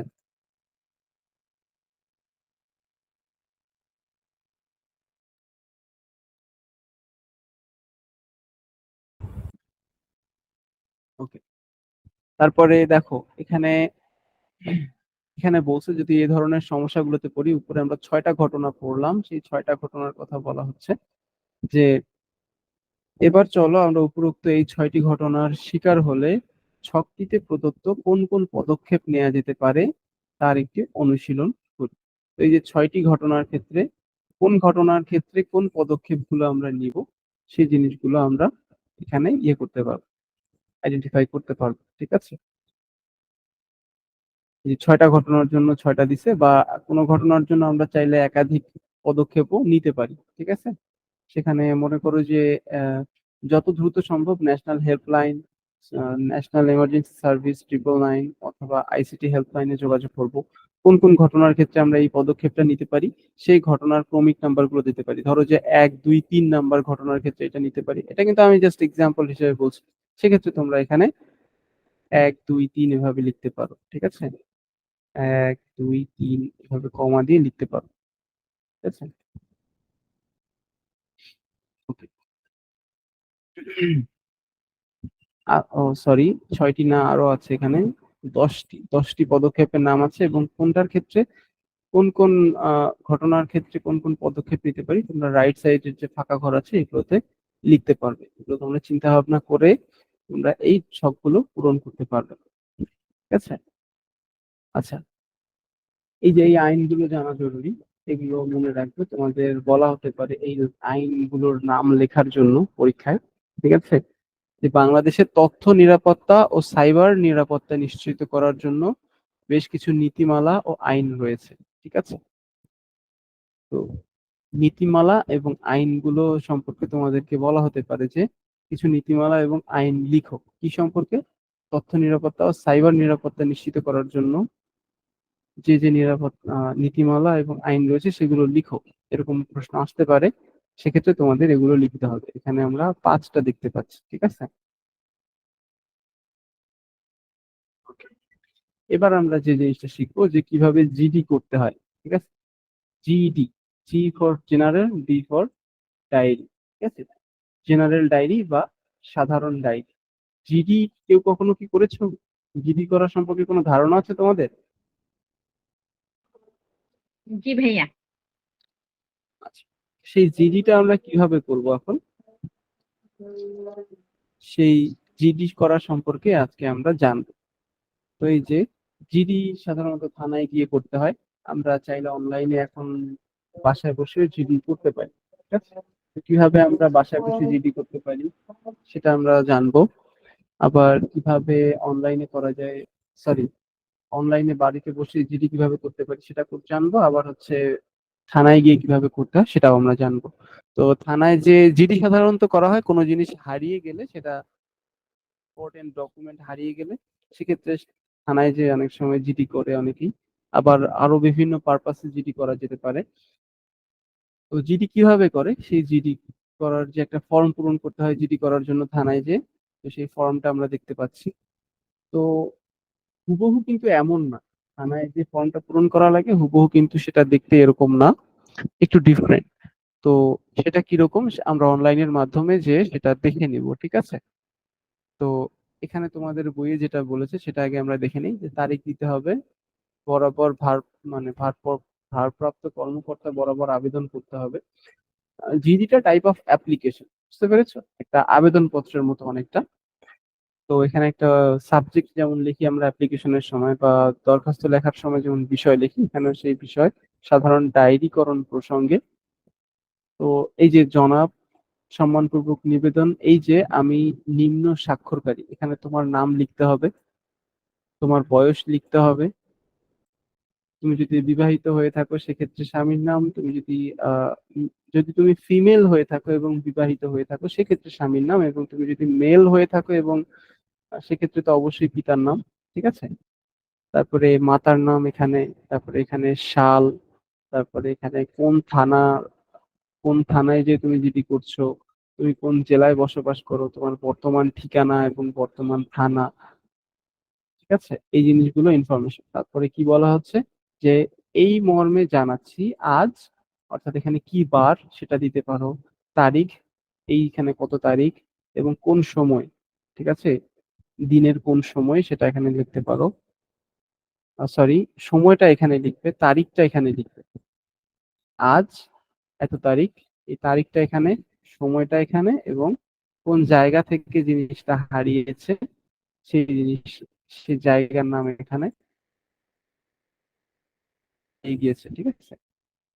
তারপরে যদি তোমার এই যে বর্ণনা দেখতে পাচ্ছ, আরো যদি কোনো ডিটেলসে তোমার বলার থাকে, তোমার যদি ইন ডিটেলসে কোনো কিছু এক্সপ্রেস করা থাকে সেটা তুমি এখানে বর্ণনাতে দিয়ে দিতে পারো, যে কিভাবে হারিয়েছে, কখন হারিয়েছে, আহ এই জিনিসগুলো বিস্তারিত তুমি এখানে লিখে দিতে পারো, ঠিক আছে? তো বিষয়টি তারপর লিখতে হবে কি, বিষয়টি থানায় অবগতির জন্য সাধারণ ডায়েরিভুক্ত করার অনুরোধ করছি। নিবেদক আবেদনকারীর স্বাক্ষর, অর্থাৎ যে আবেদন করবে তার স্বাক্ষর দিতে হবে, পুরো নাম, ঠিকানা, ফোন নম্বর এসব দিতে হবে, ঠিক আছে? তো অনলাইনে জিডি করতে হলে ঢাকা মেট্রোপলিটন পুলিশের ওয়েবসাইটে যে আমরা সেই জিডি করতে পারি। এই যে এই ওয়েবসাইট দেখতে পাচ্ছ, আমি এখন এই ওয়েবসাইটে যাবো, এই ওয়েবসাইটে যে তোমাদের দেখিয়ে দিব জিডির ফর্মটা কেমন হয়, ঠিক আছে? ওয়েবসাইটের লিঙ্কটা আমি লিখলাম এখানে www.dmp.government.bd, ঠিক আছে? ওয়েবসাইটে আমি যাই। ওয়েবসাইটে গেলে এই যে এরকম একটা ওয়েবসাইট আমরা দেখতে পাচ্ছি। এই ওয়েবসাইটে যে এই যে উপরে দেখতে পাচ্ছি ইম্পর্টেন্ট ফর্মস, ইম্পর্টেন্ট ফর্মস যদি আমি ক্লিক করি, তাহলে এই যে জিডি ফর্ম দেখতে পাচ্ছি, এই জিডি ফর্মটাকে যদি ক্লিক করি তাহলে আমরা জিডি ফর্মটা ডাউনলোড করতে পারবো। জিডি ফর্মটা আমরা ডাউনলোড করতে দিলাম, ডাউনলোড হয়ে গেল। আমরা এখন জিডি ফর্মটা ওপেন করলাম।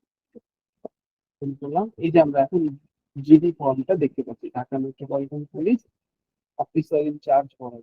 এটা কিন্তু অ্যাকচুয়ালি আমাদের বইয়ে যেটা দিয়েছে সেটা কিন্তু হয়তোবা সেটা অনেক আগে ছিল, এখন নেই। কিন্তু তুমি যদি এখন থানায় যাও, তুমি এরকম একটা ফর্ম তোমাকে দেওয়া হবে। এই ফর্মে তোমাকে অ্যাপ্লিকেশনটা করতে হবে, এই ইনফরমেশন গুলো পূরণ করতে হবে। এই যে নাম, পিতার নাম, মাতার নাম, স্থায়ী ঠিকানা, বর্তমান ঠিকানা। তারপরে এই যে আমি এই মর্মে জানাচ্ছি যে, তো এই যে ফাঁকা জায়গাটা দেখতে পাচ্ছ, এই ফাঁকা জায়গায় তোমার বিস্তারিত বলে তার বিস্তারিত বর্ণনা তোমাকে দিতে হবে, যে কি হয়েছে, কোথা থেকে হারিয়েছে, কখন হারিয়েছে, সেগুলো ইন ডিটেইলস পুরো ফর্মটা পূরণ করে তুমি জমা দিতে হবে তোমাকে থানায়, ঠিক আছে? আবার কি বলছে, বিশেষ দ্রষ্টব্য প্রয়োজনীয় অতিরিক্ত পাতা ব্যবহার করা যেতে পারে। তোমার যদি বর্ণনা অনেক বেশি হয়, অনেক কিছু লিখে থাকে, সেক্ষেত্রে তুমি আরেকটা পাতা সংযোজন করতে পারবে, সেটা এখানে বলে দিয়েছে, ঠিক আছে? এটা হলো অফলাইনে। অফলাইনে কিভাবে করব, এই থানায় যে এই ফর্মটি পূরণ করার মাধ্যমে আমরা জিডি করতে পারবো, ঠিক আছে? আর অনলাইনে আমরা কিভাবে জিডি করব, অনলাইনে জিডি করার জন্য তোমাকে একটা অ্যাপ ইনস্টল করতে হবে। এই যে ওয়েবসাইটে গেলে কিভাবে আমরা করতে পারবো, সেই এখানে একটা আরেকটা ওয়েবসাইট,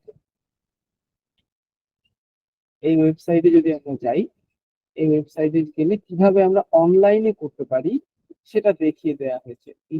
সেই মানে সেই ইনস্ট্রাকশন গুলো এখানে দেওয়া হচ্ছে। তো আমরা এই অ্যাড্রেসটা এখানে দিয়ে দিলাম, https://gd.police.government.bd, ঠিক আছে? এখানে যে আমরা অনলাইনে অ্যাপ্লিকেশন পাবো। এই যে ব্যবহারের নিয়মাবলী, এখানে 3টা ধাপে আমরা জিডিটা সম্পন্ন করতে পারবো। এই যে ব্যবহারের নিয়মাবলী তোমরা দেখতে পাচ্ছ নিশ্চয়ই, এই যে দেখতে পাচ্ছ, প্রথম ধাপ, দ্বিতীয় ধাপ, তৃতীয় ধাপ, এই 3টা ধাপ কমপ্লিট করে আমরা অনলাইনে জিডি করতে পারবো। এক্ষেত্রে তোমাদের একটা মোবাইলে একটা অ্যাপ ইনস্টল করতে হবে, ঠিক আছে? এই যে গুগল প্লে স্টোর থেকে আমি সেই অ্যাপটাকে পেতে পারি, দেখিয়ে দিচ্ছি তোমাদেরকে সেটা কোন অ্যাপ।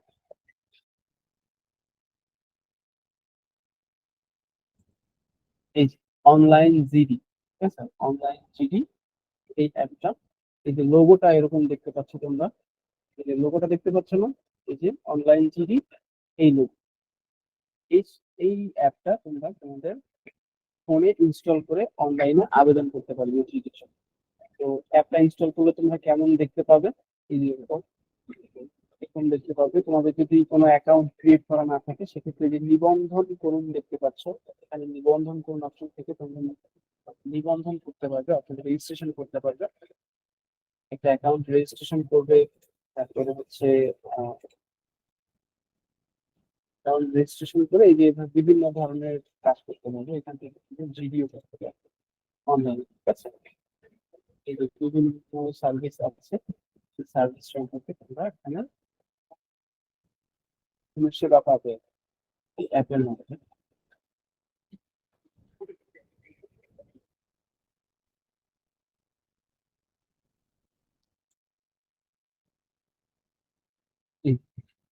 জিডি করলে সেগুলোর হিস্টোরি ভাবে তোমরা দেখতে পাবে, ঠিক আছে? ইনস্ট্রাকশন গুলো হবে। প্রথম ধাপে কি করতে হবে, আমাদেরকে রেজিস্ট্রেশন করতে হবে। তোমার জাতীয় পরিচয়পত্র নম্বর অথবা জন্ম সনদ নম্বর দিয়ে তোমাকে রেজিস্ট্রেশন করতে হবে। যে রেজিস্ট্রেশনের সব ধাপগুলো দেখতে পাচ্ছ এখানে ইন ডিটেলসে বলে দেওয়া আছে, যে দেখতে পাচ্ছ না তোমরা, এই যে অরেঞ্জ এবং ইয়েলো কালারে এখানে সব ইনফরমেশন দেওয়া আছে। তোমার বর্তমান ঠিকানা দিতে হবে, তারপর তোমার লাইভ ছবি একটা তুলতে হবে, ঠিক আছে? তারপরে তোমার ইউজার নেম এবং পাসওয়ার্ড ক্রিয়েট করতে হবে। সেই ইউজার নেম এবং পাসওয়ার্ড দিয়ে তোমাকে লগ ইন করতে হবে, তোমার ফোনে একটা ওটিপি যাবে, সেই ওটিপিটা দিতে হবে। তোমার পরিচয় নিশ্চিত করার জন্য এসএমএস এর মাধ্যমে ওটিপি দেওয়া হবে আর কি। এই ওটিপিটা তখন লগ ইন করতে পারবে এবং লগ ইন করতে পারবে। এটা হলো প্রথম ধাপ, লগ ইন করা। দ্বিতীয় ধাপে কি? দ্বিতীয় ধাপে অভিযোগের ধরন, আপনার কি হারিয়েছে অথবা কি খুঁজে পেয়েছেন তা নির্বাচন করুন এবং কোন জেলা এবং কোন থানায় জিডি করতে চান নির্বাচন করুন। ঘটনার সময় ও স্থান লিখে পরবর্তী ধাপ বাটনে ক্লিক করুন। দেখা গেল সেকেন্ড ফেজ বা সেকেন্ড স্টেপ।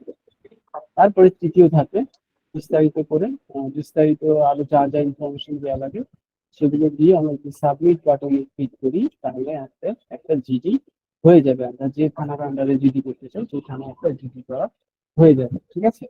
আর এখানে এই ওয়েবসাইটে আমরা দেখতে পাচ্ছি নির্দেশিকা দেওয়া আছে এখানে। আর অভিযোগ করার জন্য যা যা প্রয়োজন হবে, তোমার জাতীয় পরিচয়পত্র লাগবে, সচল মোবাইল লাগবে একটা, এবং লাইভ ছবি লাগবে। মোবাইল ফোনের মাধ্যমে মোবাইল ফোনের ক্যামেরা অন করে সেই লাইভ ছবিটা তোমাদেরকে দিতে হবে। ঠিক আছে। তো অনলাইন জিডি অ্যাপস ও ওয়েব পোর্টালের সুবিধা, এই অনলাইন জিডি অ্যাপটা ব্যবহার করে আমরা কি সুবিধা পাবো, সুবিধাগুলোর কথা এখানে বলা আছে। ঠিক আছে। এই ওয়েবসাইটে ইন ডিটেলসে সবকিছু বলা আছে।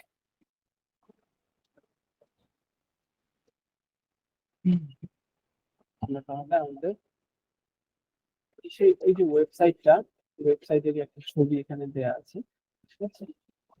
আমরা এই যে ওয়েবসাইটের এই পেজটা দেখতে পাচ্ছ, আমরা যেটা দেখলাম ওয়েবসাইটে, যে সেটা তোমাদের বইয়ে দেওয়া আছে। আর এই যে জিডি করার সময় তোমরা ঠিক এরকম অনলাইন পাবে, অনলাইনে এরকম অ্যাপের মধ্যে তোমরা এরকম দেখতে পাচ্ছ। এখানে যেহেতু ঝাপসা দেখাচ্ছে, তো এটা আপাতত জানার দরকার নেই। আমাদের পরীক্ষাতে সাধারণত এই যে এই জিনিসগুলো আসবে না, কিভাবে কি করতে হয় না করতে হয়।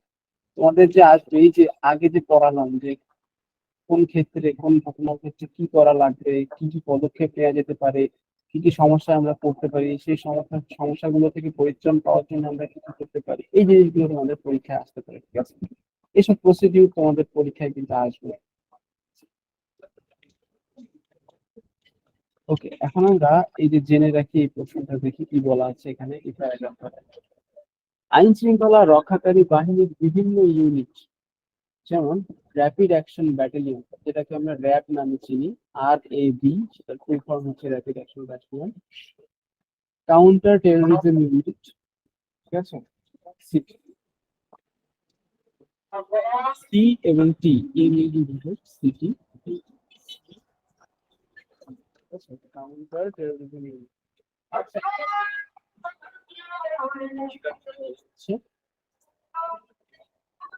অপরাধ তদন্ত বিভাগ, সিআইডি। সিআইডি ফুল ফর্ম কি? সিতে হচ্ছে ক্রাইম, আইতে হচ্ছে তদন্ত মানে ইনভেস্টিগেশন, আর ডিপার্টমেন্ট হচ্ছে বিভাগ। তার মানে কি সিআইডি ফর্ম কি? Crime investigation department, CID.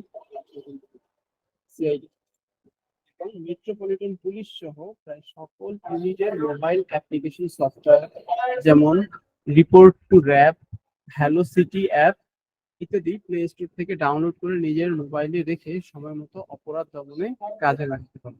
তো তোমরা তোমাদের ফোনে এই যে রিপোর্ট টু র্যাব, তারপরে হ্যালো সিটি অ্যাপ, এই অ্যাপগুলো ইনস্টল করে রাখতে পারো এবং বিভিন্ন অপরাধ দমনের ক্ষেত্রে বা নিজেদের বিভিন্ন প্রবলেম সলভের ক্ষেত্রে এই এই সার্ভিসগুলোর সুবিধা তোমরা নিতে পারো। ঠিক আছে।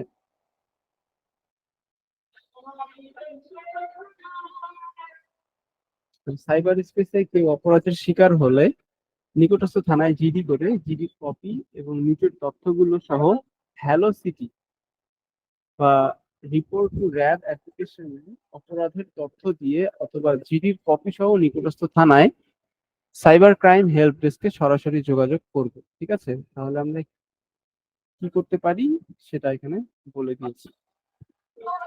আর এই যে আইন শৃঙ্খলা রক্ষাকারী বাহিনীর যে সুবিধাগুলো আমরা যদি পেতে চাই, সেক্ষেত্রে কি কি ইনফরমেশন বা তথ্য বা ডকুমেন্ট তাদেরকে দিতে হয় তার একটা তালিকা এখানে দেওয়া হয়েছে। এগুলো তোমাদের জানা থাকতে হবে যে কি কি তোমাদের ইনফরমেশন গুলো লাগতে পারে। ঠিক আছে, যে আবেদনকারীর নাম, ঠিকানা, মোবাইল নম্বর, এনআইডি নম্বর, ঘটনার বিবরণ। ঠিক আছে, তথ্যকারী বা ব্ল্যাকমেইলার, প্রতারক, হ্যাকার, অনলাইন জুয়া পরিচালনাকারী, আইডি লিঙ্ক। ঠিক আছে, আইডি বলতে ফেসবুক আইডি লিঙ্ক হতে পারে, ইনস্টাগ্রাম আইডি লিঙ্ক হতে পারে। ঠিক আছে, তারপরে ঘটনার অন্তত 5টি স্ক্রিনশট, অর্থাৎ যে ঘটনাটা ঘটেছে সেটার 5টি স্ক্রিনশট। স্ক্রিনশট সবাই বোঝো তো না? জি ভাইয়া। আচ্ছা, সন্দেহভাজন ব্যক্তির নাম পরিচয়, অর্থাৎ যদি তুমি কাউকে সন্দেহ করে থাকো, সেই সন্দেহভাজন ব্যক্তির নাম, নাম, পরিচয় ইত্যাদি, নাম, ঠিকানা, এইসব ইনফরমেশন তোমাদেরকে আইন শৃঙ্খলা রক্ষাকারী বাহিনীকে দিতে হতে পারে। ঠিক আছে, বা তারা চাইতে পারে, বা তুমি তুমি এইসব ইনফরমেশন তাদেরকে দিলে তাদের জন্য ইনভেস্টিগেট করা ইজি হবে। ঠিক আছে, অপরাধীকে খুঁজে বের করা তাদের জন্য সহজ হবে। ওকে, এরপরে আমরা সেশন 5-এ চলে যাই। সেশন 5 কি বলেছে? ইন্টারনেট ব্যবহারে নিরাপত্তা কৌশল চর্চা। ঠিক আছে, ইন্টারনেট ব্যবহারের ক্ষেত্রে কিভাবে আমরা নিরাপত্তা কৌশলগুলো চর্চা করব সে বিষয়গুলো। এই যে বিভিন্নভাবে আমরা আমাদের সোশ্যাল মিডিয়া এবং জিমেইল অ্যাকাউন্ট এবং পার্সোনাল অ্যাকাউন্ট গুলোকে কিভাবে আমরা সুরক্ষিত রাখতে পারি, বিভিন্ন ধরনের প্রসিডিউর এখানে বলা হয়েছে। প্রসিডিউর গুলো আমরা এই যেখানে দেখতে পাচ্ছি। প্রথমেই বলেছি টু ফ্যাক্টর অথেন্টিকেশন চালু করা। টু ফ্যাক্টর অথেন্টিকেশন সম্পর্কে তো আমি তোমাদেরকে এর আগেই বলেছি, এর আগের ক্লাসে। আগের ক্লাসে না, মানে পূর্ববর্তী ক্লাসগুলোর কোনো একটা ক্লাস তোমাদেরকে আমি বলেছি। তোমাদের কি মনে আছে টু ফ্যাক্টর অথেন্টিকেশন জিনিসটা কি? জি ভাইয়া, এইটা চালু করলে আর কি আমাদের আরেকটা পাসওয়ার্ড দিবে, ওই কোডটা আমাদের কাছে আসবে। ওটা যে হ্যাঁ, হ্যাকার পাসওয়ার্ড। তার কাছে পাবে। হ্যাঁ, হ্যাকার সেই ওটিপিটা পাবে না। ওটিপি মানে হচ্ছে ওয়ান টাইম পাসওয়ার্ড। ঠিক আছে, আমাদের ফোনে যে ওটিপি গুলো আমরা পাই সেই ওটিপি ফুল ফর্ম হচ্ছে ওয়ান টাইম পাসওয়ার্ড। সব ডিজিটাল প্ল্যাটফর্মে একই পাসওয়ার্ড ব্যবহার না। অর্থাৎ আমার একটা ফেসবুক অ্যাকাউন্ট আছে, তারপরে একটা জিমেইল অ্যাকাউন্ট আছে, একটা ইনস্টাগ্রাম অ্যাকাউন্ট আছে। তো সবগুলোর ক্ষেত্রে, তিনটার ক্ষেত্রে তিনটা আলাদা আলাদা পাসওয়ার্ড ইউজ করার চেষ্টা করা, সবগুলো প্ল্যাটফর্মে একই পাসওয়ার্ড ইউজ না করা। এক্ষেত্রে একটা সম্ভাবনা থাকে কি কেউ একজন একটা পাসওয়ার্ড পেয়ে গেলে, বাকি এই পাসওয়ার্ডটা কেউ পেয়ে গেলে সবগুলো অ্যাকাউন্ট তোমার একেবারেই সে হাতিয়ে নিতে পারছে। ঠিক আছে, এই জন্য একই পাসওয়ার্ড ব্যবহার না করা। কম্পিউটার সফটওয়্যার ও মোবাইল অ্যাপ্লিকেশন সফটওয়্যার গুলো নিয়মিত আপডেট করা। অর্থাৎ আমরা দেখবে যে প্লে স্টোর থেকে বিভিন্ন অ্যাপের বিভিন্ন সময় আপডেট আসে, সে আপডেট গুলো দিয়ে দেয়। আচ্ছা, সেগুলোকে ট্রেন্ডিং না রাখা। আপডেট চাইলে কোনো সফটওয়্যার সে আপডেট দিয়ে দেয়। আপডেট কেন আসে জানো? এই সিকিউরিটিকে এনহ্যান্স করার জন্য, বা বিভিন্ন ধরনের অ্যাপগুলোর বিভিন্ন ধরনের প্রবলেম গুলো সলভ করার জন্যই কিন্তু এই যারা অ্যাপ পরিচালনা করে তারা এই আপডেট গুলো পাঠায়। এই আপডেট গুলো দিলে একটু সেফ জোনে থাকা যায়, কোনো ধরনের সমস্যায় পড়ার সম্ভাবনা থাকে না। তারপরে কি বলেছে?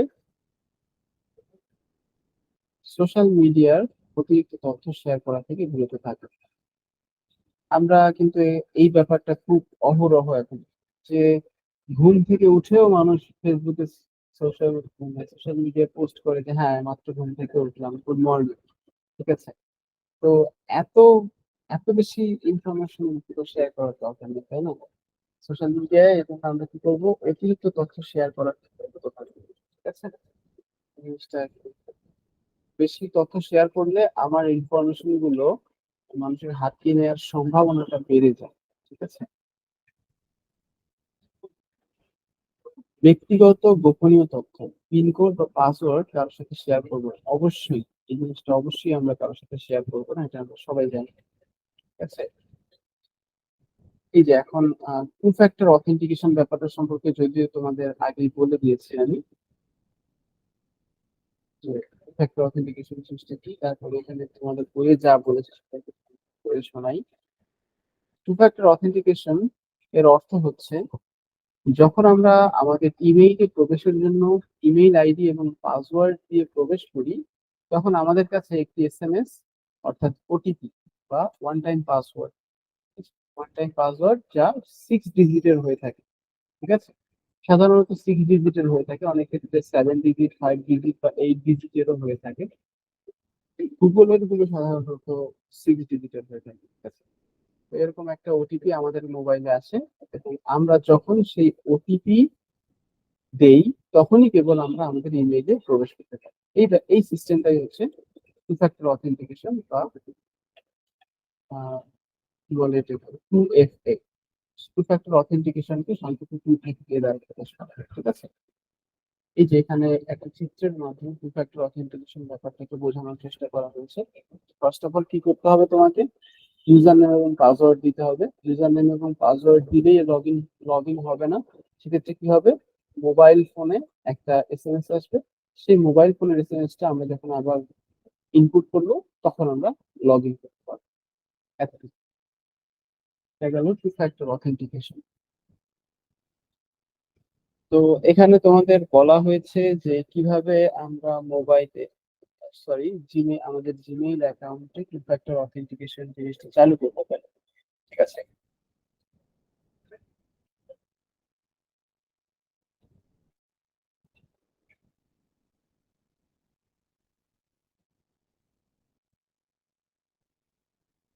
আচ্ছা, আমি তাহলে এখন একটা জিমেইল অ্যাকাউন্টে যাবো। সেই জিমেইল অ্যাকাউন্ট থেকে তোমাদের এই যে টু ফ্যাক্টর অথেন্টিকেশন কিভাবে চালু করতে হয় সেটা আমি তোমাদেরকে দেখিয়ে দিতে চাই।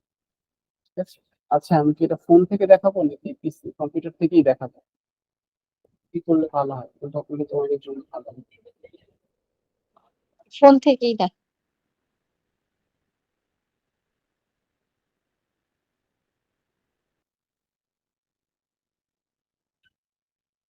আচ্ছা, তাহলে আমি আবার ফোন থেকে জয়েন করছি। আচ্ছা, এই জিনিসটা আমরা একটু পরে শুরু করি। আগে দিয়েছে নামাজ পড়ে এসে তারপরে আমরা কন্টিনিউ করি। ঠিক আছে, 8:40 বাজে। তো নামাজ শেষ হতে হতে কটা বাজবে? আমরা 9:10-এ শুরু করবো আমাদের পরবর্তী সেশনটা। ঠিক আছে, আর পরবর্তী সেশনটা আমরা শুরু করব এই যে কিভাবে আমরা টু ফ্যাক্টর অথেন্টিকেশন অন করতে পারি আমাদের জিমেইল অ্যাকাউন্টে, সেই জিনিসটা দিয়ে শুরু করবো। আসলে এই জিনিসটা কিন্তু এই জিনিসগুলো কিন্তু আমি তোমাদের জানার জন্য তোমাদেরকে শেখাচ্ছি, যেহেতু এগুলো তোমাদের বইয়ে দেয়া আছে। এগুলো কিন্তু পরীক্ষায় আসবে বলে আমার মনে হয় না। ঠিক আছে, এই জিনিসগুলো যদি আমি ডিটেলসে তোমাদেরকে জানিয়ে দিই তাহলে তোমাদের পরীক্ষায় যদি বলা হয় যে এই যে সিকিউরিটি ব্যবস্থাগুলো তোমাদের সহজেই মনে থাকবে। ঠিক আছে, ওকে, তাহলে আমরা নামাজের একটা ছোট বিরতি নিচ্ছি। এই ছোট ব্রেকটার পরেই আমরা 9:10 থেকে আবার শুরু করবো। ঠিক আছে, আচ্ছা ভাইয়া। হ্যাঁ, আমার স্ক্রিন কি দেখতে পাচ্ছ? মোবাইলের স্ক্রিন দেখা যাচ্ছে তো নাকি? জি ভাইয়া। আচ্ছা, ফার্স্ট অফ অল আমরা ক্রোম ব্রাউজারে চলে যাব। ক্রোম দেখতে পাচ্ছ, ক্রোম ব্রাউজারে চলে আসলাম। এখান থেকে লিখবো হচ্ছে my account.google.com। এই যে উপরে দেখতে পাচ্ছ, এখানে চলে যাব।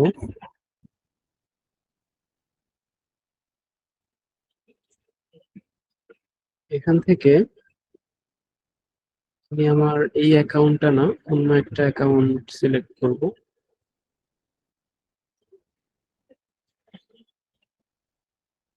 আমি এই অ্যাকাউন্টটা সিলেক্ট করে নিলাম। তো তোমাদের ফোনে যে অ্যাকাউন্ট দিয়ে লগ ইন করা আছে সেই অ্যাকাউন্টেই তোমরা চলে যাবে। my account.google.com এ আসলে এরকম ইন্টারফেস দেখতে পাবে। তো একেবারে উপরে ডান পাশে দেখতে পাচ্ছ, এখানে এখানে ক্লিক করে তোমরা অ্যাকাউন্ট সিলেক্ট করতে পারবে। এখানে অ্যাকাউন্টের লিস্ট গুলো আসবে, যে যে অ্যাকাউন্ট লগ ইন করা আছে সেগুলো তোমরা এখানে দেখতে পারবে। ঠিক আছে, তো এখানে যে অ্যাকাউন্ট অ্যাকাউন্টে তোমরা টু ফ্যাক্টর অথেন্টিকেশন অন করতে চাও, সে অ্যাকাউন্ট এখানে আসবে। তারপরে এই যে উপরে দেখতে পাচ্ছ home, personal information, privacy, data and privacy, security. এখান থেকে তোমাকে সিকিউরিটিতে ক্লিক করতে হবে। সিকিউরিটিতে ক্লিক করলে এই দেখো আমার এখানে টু স্টেপ ভেরিফিকেশন অন করা আছে। এই টু স্টেপ ভেরিফিকেশন দেখতে পাচ্ছ? জি ভাইয়া। এই যে টু স্টেপ ভেরিফিকেশন, এই যে এই টু স্টেপ ভেরিফিকেশন আমার অন করা আছে জন্য এমন দেখাচ্ছে। তো আমি অফ করে তোমাদেরকে দেখাই যে কিভাবে তোমরা কেমন দেখবে যদি অফ করা না থাকে, মানে অন করা না থাকে।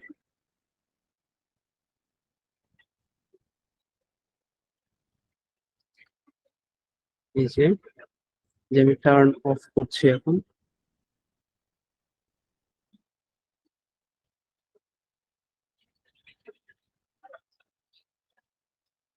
Okay.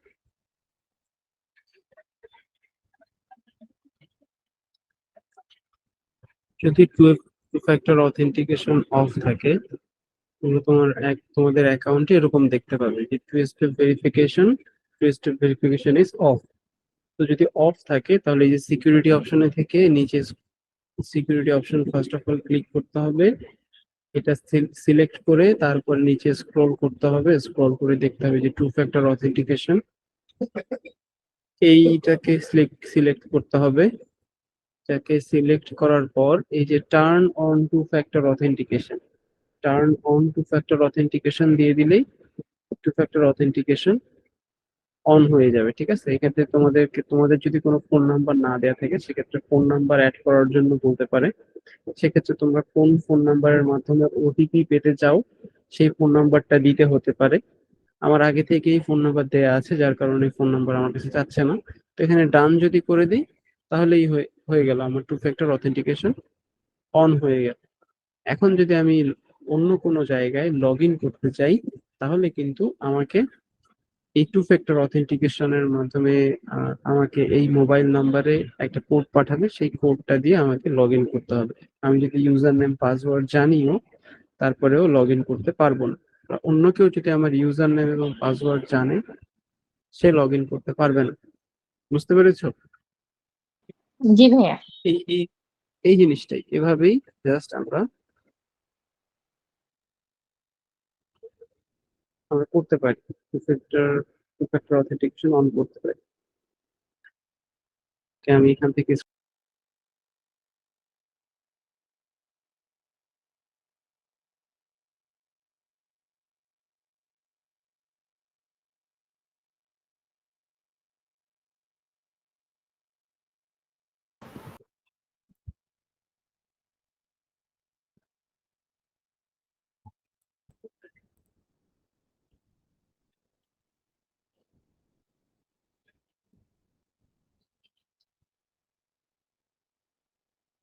এখন এখানে পিসির মাধ্যমে এই কাজটা কিভাবে করা যায়, কম্পিউটার ইউজ করে সেটাও তোমাকে দেখিয়ে দিই। এই জন্য আমরা কি করবো, আমরা ক্রোম ব্রাউজার থেকে বা পিসি কোন একটা ব্রাউজার থেকে যে লিঙ্কটা দেখালাম। ভাইয়া কথাগুলো স্পষ্ট আসছে না।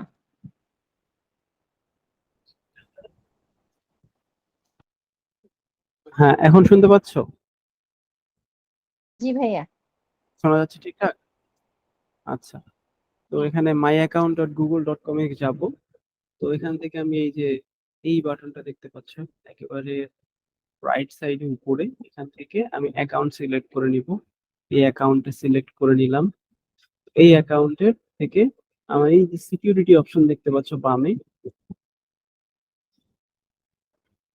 এই যে সিকিউরিটিতে যেতে হবে। তো আমার এখানে তো টু ফ্যাক্টর অথেন্টিকেশন অন করা আছে। এই যে two step verification on on করা আছে, দেখাচ্ছে সিন্স 9:39 PM, অর্থাৎ 9টা 39 মিনিটে আমরা এটা অন করেছি। 9টা 39 মিনিট থেকে এটা অন হয়ে আছে টু ফ্যাক্টর অথেন্টিকেশন। আচ্ছা, এটা যদি তোমার যদি অফ থাকে তাহলে তোমরা এরকম দেখবে।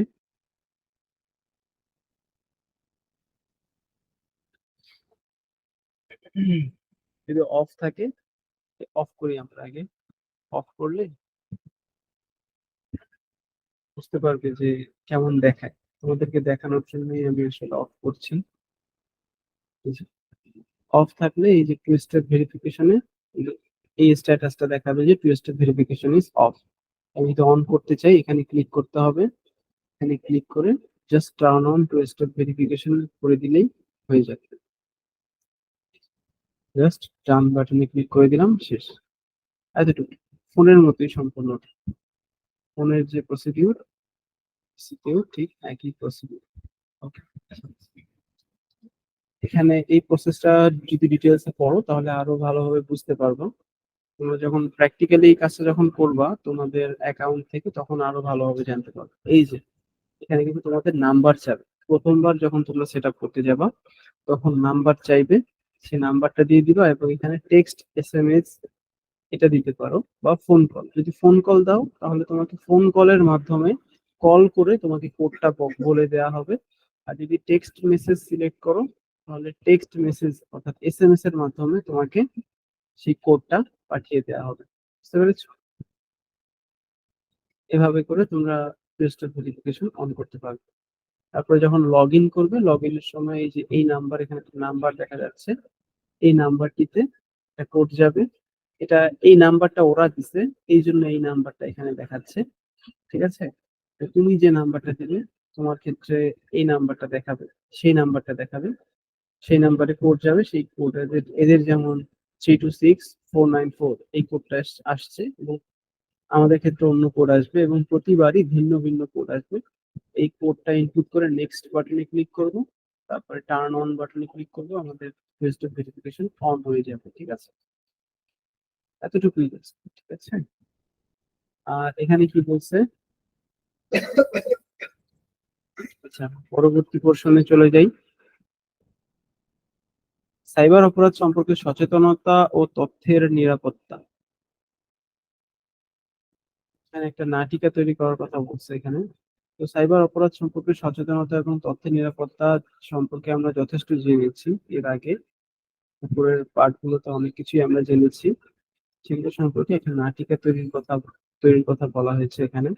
তো আমরা এটা স্কিপ করে যাচ্ছি। আমরা পরবর্তী পোর্শনে যেটা শুরু করব সেটা হচ্ছে ভিডিও এডিটিং। সেশন 7 এবং 8 এ ভিডিও এডিটিং এবং আপলোডিং। অর্থাৎ এই যে আমরা যে তোমাদের ক্লাসগুলো নেই, সেই ক্লাসগুলো কি হয়, তোমাদের ক্লাসগুলো নেওয়ার পর সেই ক্লাসগুলোকে টুকটাক এডিট করে সেগুলোকে আবার ইউটিউবে আপলোড করা হয়। এই পুরো প্রসেসটা আমরা কিভাবে করি, তো আজকে সেই বিষয়টা তোমাদেরকে জানাবো। তোমাদের বইয়ে যেহেতু এটা দেয়া আছে।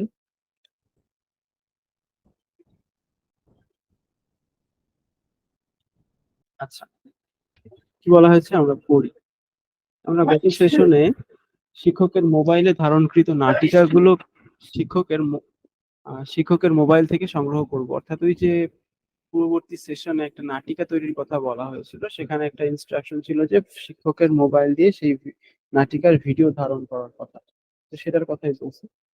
সংগৃহীত নাটিকার ভিডিওগুলো আমরা একটি এডিটিং সফটওয়্যার ব্যবহার করে সম্পাদনা করব বা এডিট করব। ঠিক আছে, আমরা ভিডিও সম্পাদনা বা এডিটিং এর জন্য অনেক ধরনের কম্পিউটার সফটওয়্যার বা মোবাইল অ্যাপস ব্যবহার করতে পারি। ঠিক আছে, তার মানে কি, ভিডিও এডিটিং এর জন্য আমরা বিভিন্ন ধরনের সফটওয়্যার ব্যবহার করতে পারি। সেগুলোর মধ্যে হচ্ছে উইন্ডোজ মুভি মেকার, এটা একটা সফটওয়্যার। এই ক্যামটাশিয়া এটা একটা সফটওয়্যার, অ্যাডোবি প্রিমিয়ার প্রো একটা সফটওয়্যার, ইনশট একটা সফটওয়্যার, ভিডিও মেকার, পাওয়ার ডিরেক্টর, বিটমেট ইত্যাদি, এগুলো এক একটা সফটওয়্যার। এই সফটওয়্যার গুলো ইউজ করে করতে পারি। হ্যাঁ, কথা বলতেছিলাম না অ্যাকচুয়ালি। ওকে, তো বিভিন্ন ধরনের সফটওয়্যার আমরা ইউজ করতে পারি ভিডিও এডিটিং এর জন্য। ঠিক আছে, তো ভিডিও এডিটিং বলতে কি বোঝায় জানো তো নাকি? জানো কি ভিডিও এডিটিং বলতে কি বোঝায়?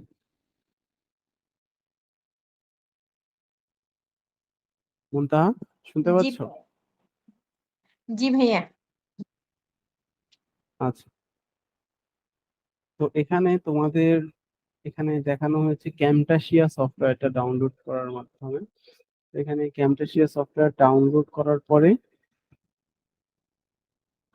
তারপরে হচ্ছে সেটাকে ইনস্টল করতে হবে। ইনস্টল করার পরে আমরা একটা ভিডিও এডিট করতে পারবো, ঠিক আছে? ওকে, তো আমরা সফটওয়্যারটা ইনস্টল করার প্রসিডিউরটা আগে শিখে নিই। তোমরা মোবাইল ফোনে যেমন সফটওয়্যার ইনস্টল করো, এখানেও ঠিক একইভাবে কম্পিউটারে সফটওয়্যার ইনস্টল করা যায়।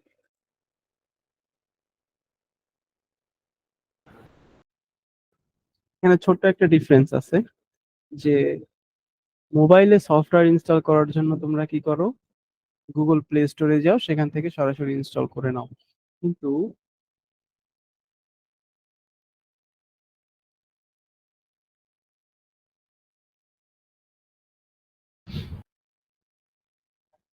কিন্তু কম্পিউটারের সফটওয়্যার ইনস্টলেশনের প্রসেসটা একটু ডিফারেন্ট। এখানে সফটওয়্যার ইনস্টল করার জন্য প্রথমে একটা সফটওয়্যারের যে কোম্পানি তাদের ওয়েবসাইট থেকে সফটওয়্যারটাকে ডাউনলোড করতে হয়। ডাউনলোড করার পর তারপরে সফটওয়্যারটাকে ইনস্টল করতে হয় কম্পিউটার, ঠিক আছে? তো আমরা কি করব, এই যে ক্যামটাসিয়া নামে যে সফটওয়্যারটা আছে, ভিডিও এডিটিং সফটওয়্যার, সেই সফটওয়্যারটাকে আমরা এখন ডাউনলোড করব, ঠিক আছে? ফার্স্ট অফ অল ডাউনলোড করব, ডাউনলোড করার পর সেটা ইনস্টল করব। তো ডাউনলোড করার জন্য আমরা প্রথমেই আমাদের ব্রাউজারে যাব, ব্রাউজারে গিয়ে ক্যামটাসিয়া লিখে সার্চ করব। ক্যামটাসিয়া লিখে সার্চ করলে এরকম ইন্টারফেস আমরা দেখতে পাবো। এই যেখানে ডাউনলোড বাটনটা ক্লিক করলে সরাসরি ডাউনলোড হওয়া শুরু করবে। আমরা ডাউনলোড বাটনটা ক্লিক করলাম, পরে এখান থেকে আমরা স্টার্ট ফ্রি ট্রায়াল এটা করব।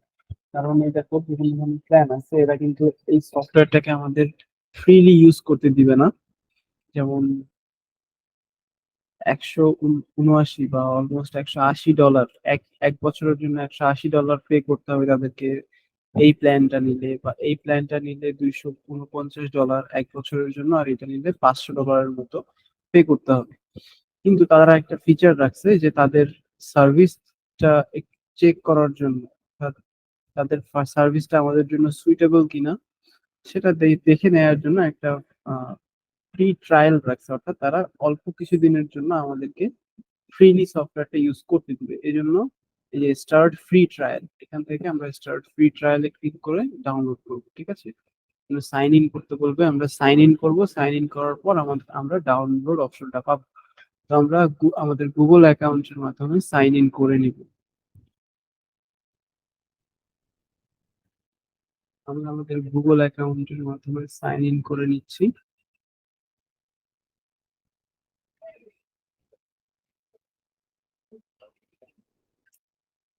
তাদের যে টার্মস এন্ড সার্ভিস, সেই টার্মস এন্ড সার্ভিস গুলোকে আমরা এগ্রি করছি।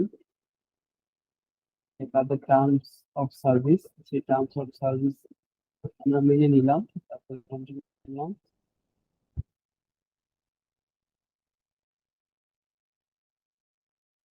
এই যে এখন ডাউনলোড অপশন আসছে, তো আমি যদি স্টার্ট ডাউনলোড দিই তাহলে এখানে এখন সফটওয়্যারটা ডাউনলোড হওয়া শুরু করবে। সফটওয়্যারটা ডাউনলোড হতে অলমোস্ট 2 মিনিটসের মতো সময় লাগবে। 320 MB একটা সফটওয়্যার, আমরা কিছুক্ষণ ওয়েট করবো, ঠিক আছে? তো তারপরে আমরা দেখে আসছি আমাদের বইয়ে কি বলা হচ্ছে। সফটওয়্যারটা প্রথমে ডাউনলোড হোক, ডাউনলোড করার পর সেটাকে আমরা ইনস্টল করবো, ঠিক আছে?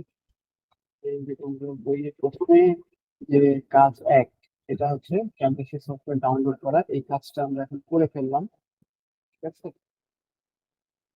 কাজটা আমরা করে ফেললাম। এরপর হচ্ছে কাজ দুই হচ্ছে সফটওয়্যার ইনস্টলেশন, অর্থাৎ সেই সফটওয়্যারটা ইনস্টল করবো কিভাবে, সেটা হচ্ছে আমাদের কাজ দুই। কাজ তিন হচ্ছে সাইন আপ ও সাইন ইন করা, ঠিক আছে? সাইন আপ এবং সাইন ইন এর মধ্যে পার্থক্য জানো মুনতাহা?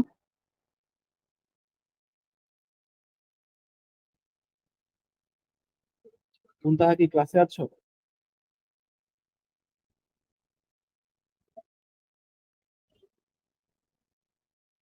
আমাকে কি শোনা যাচ্ছে? জি ভাইয়া, শোনা যাচ্ছে, একটু সমস্যা আছে তো। আচ্ছা, সাইন আপ এবং সাইন ইন এই দুটো কিন্তু আলাদা বিষয়। সাইন আপ ব্যাপারটা হচ্ছে মানে তোমার কোনো অ্যাকাউন্ট নেই, তুমি নতুন একটা অ্যাকাউন্ট ক্রিয়েট করবে, এটা হচ্ছে সাইন আপ। আর সাইন ইন হচ্ছে আমার আগেই একটা অ্যাকাউন্ট আছে, আমি অ্যাকাউন্টের ইউজার নেম এবং পাসওয়ার্ড দিয়ে লগ ইন করি। লগ ইন করার ব্যাপারটাকে বলা হচ্ছে সাইন ইন, আর নতুন অ্যাকাউন্ট ক্রিয়েট করার ব্যাপারটাকে বলা হচ্ছে সাইন আপ। ঠিক আছে, আমরা দেখে আসি আমাদের ডাউনলোড হয়েছে কিনা। এই ডাউনলোড করাটা হয়ে গিয়েছে, এখন আমরা এটাকে ওপেন করবো অর্থাৎ ইনস্টল করবো, অর্থাৎ কাজ দুইটা আমরা এখন সম্পন্ন করবো।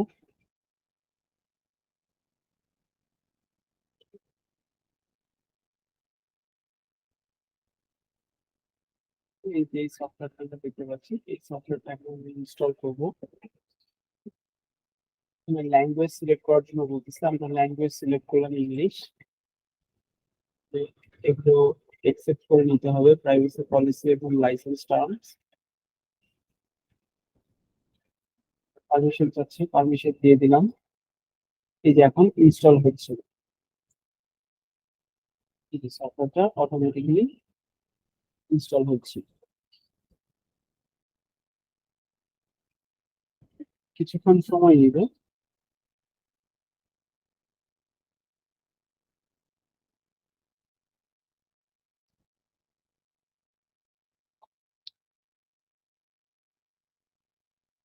অলমোস্ট হয়ে গিয়েছে ইনস্টল অলমোস্ট হয়ে গিয়েছে।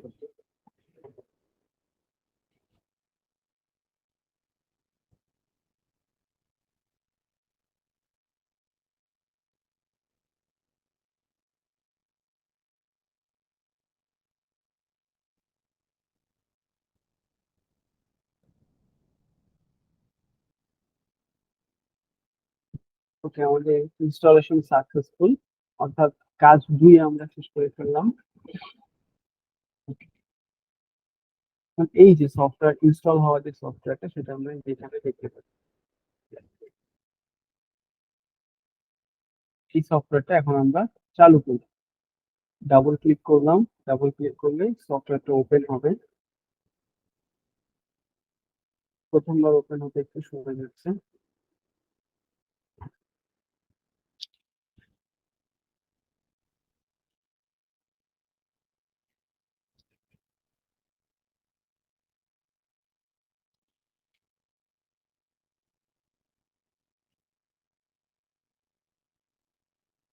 ইনস্টল করার পর এখন কি বলছে, সাইন আপ এবং সাইন ইন করা। আমরা সাইন আপ আগেই করে নিয়েছি, সফটওয়্যারটি ডাউনলোড করার সময় আমরা সাইন আপ করে নিয়েছি, আমরা গুগল দিয়ে সাইন ইন করে নিতে পারবো। তারপর আমাদের কাজ 4 কি বলেছে, নতুন প্রজেক্ট খোলা, অর্থাৎ নতুন একটা প্রজেক্ট তৈরি করে, প্রজেক্ট তৈরি করা মানে নতুন একটা ভিডিও এডিট করা আর কি, সেটাই বোঝাচ্ছে। যে নতুন একটা ভিডিও এডিট করার জন্য একটা প্রজেক্ট খুলতে হয়। নিউ প্রজেক্ট বাটনে ক্লিক করলে নতুন প্রজেক্ট খুলতে পারবো এবং ভিডিও এডিট করতে পারবো। ঠিক আছে,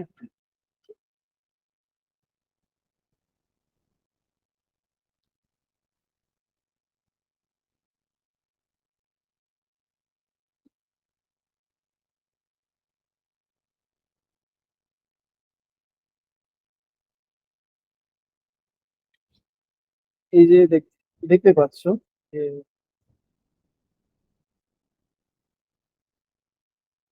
সফটওয়্যারটা ইনস্টল হয়ে গেছে এবং সফটওয়্যারটা আমরা ওপেনও করেছি। এখন আমাদের কাছে বিভিন্ন কোশ্চেনের অ্যান্সার জানতে যাচ্ছে, what type of video do you want to create with ক্যাম্পেশিয়া। ঠিক আছে, তো এখানে স্টুডেন্ট প্রজেক্ট দিয়ে দিলাম হু আর ইউ ইভ্যালুয়েটিং ক্যাম্পেশিয়া ফর, মাইসেলফ। ঠিক আছে, মাইসেলফ দিয়ে দিলাম, ওকে, সাবমিট করে দিলাম। ওকে, আমাদেরকে সাইন ইন করতে বলছে, তো আমরা সাইন ইন করব। কিভাবে সাইন ইন করব, আমরা আমাদের গুগল অ্যাকাউন্ট দিয়ে সাইন ইন করে নেব। ঠিক আছে, সাইন ইন যেহেতু আগে করেছি, এই যে আর আমাদের সাইন ইন করতে হবে না। এই যে স্টার্ট ফ্রি ট্রায়াল, ঠিক আছে, ফ্রি ট্রায়াল আমাদের স্টার্ট হয়ে গিয়েছে।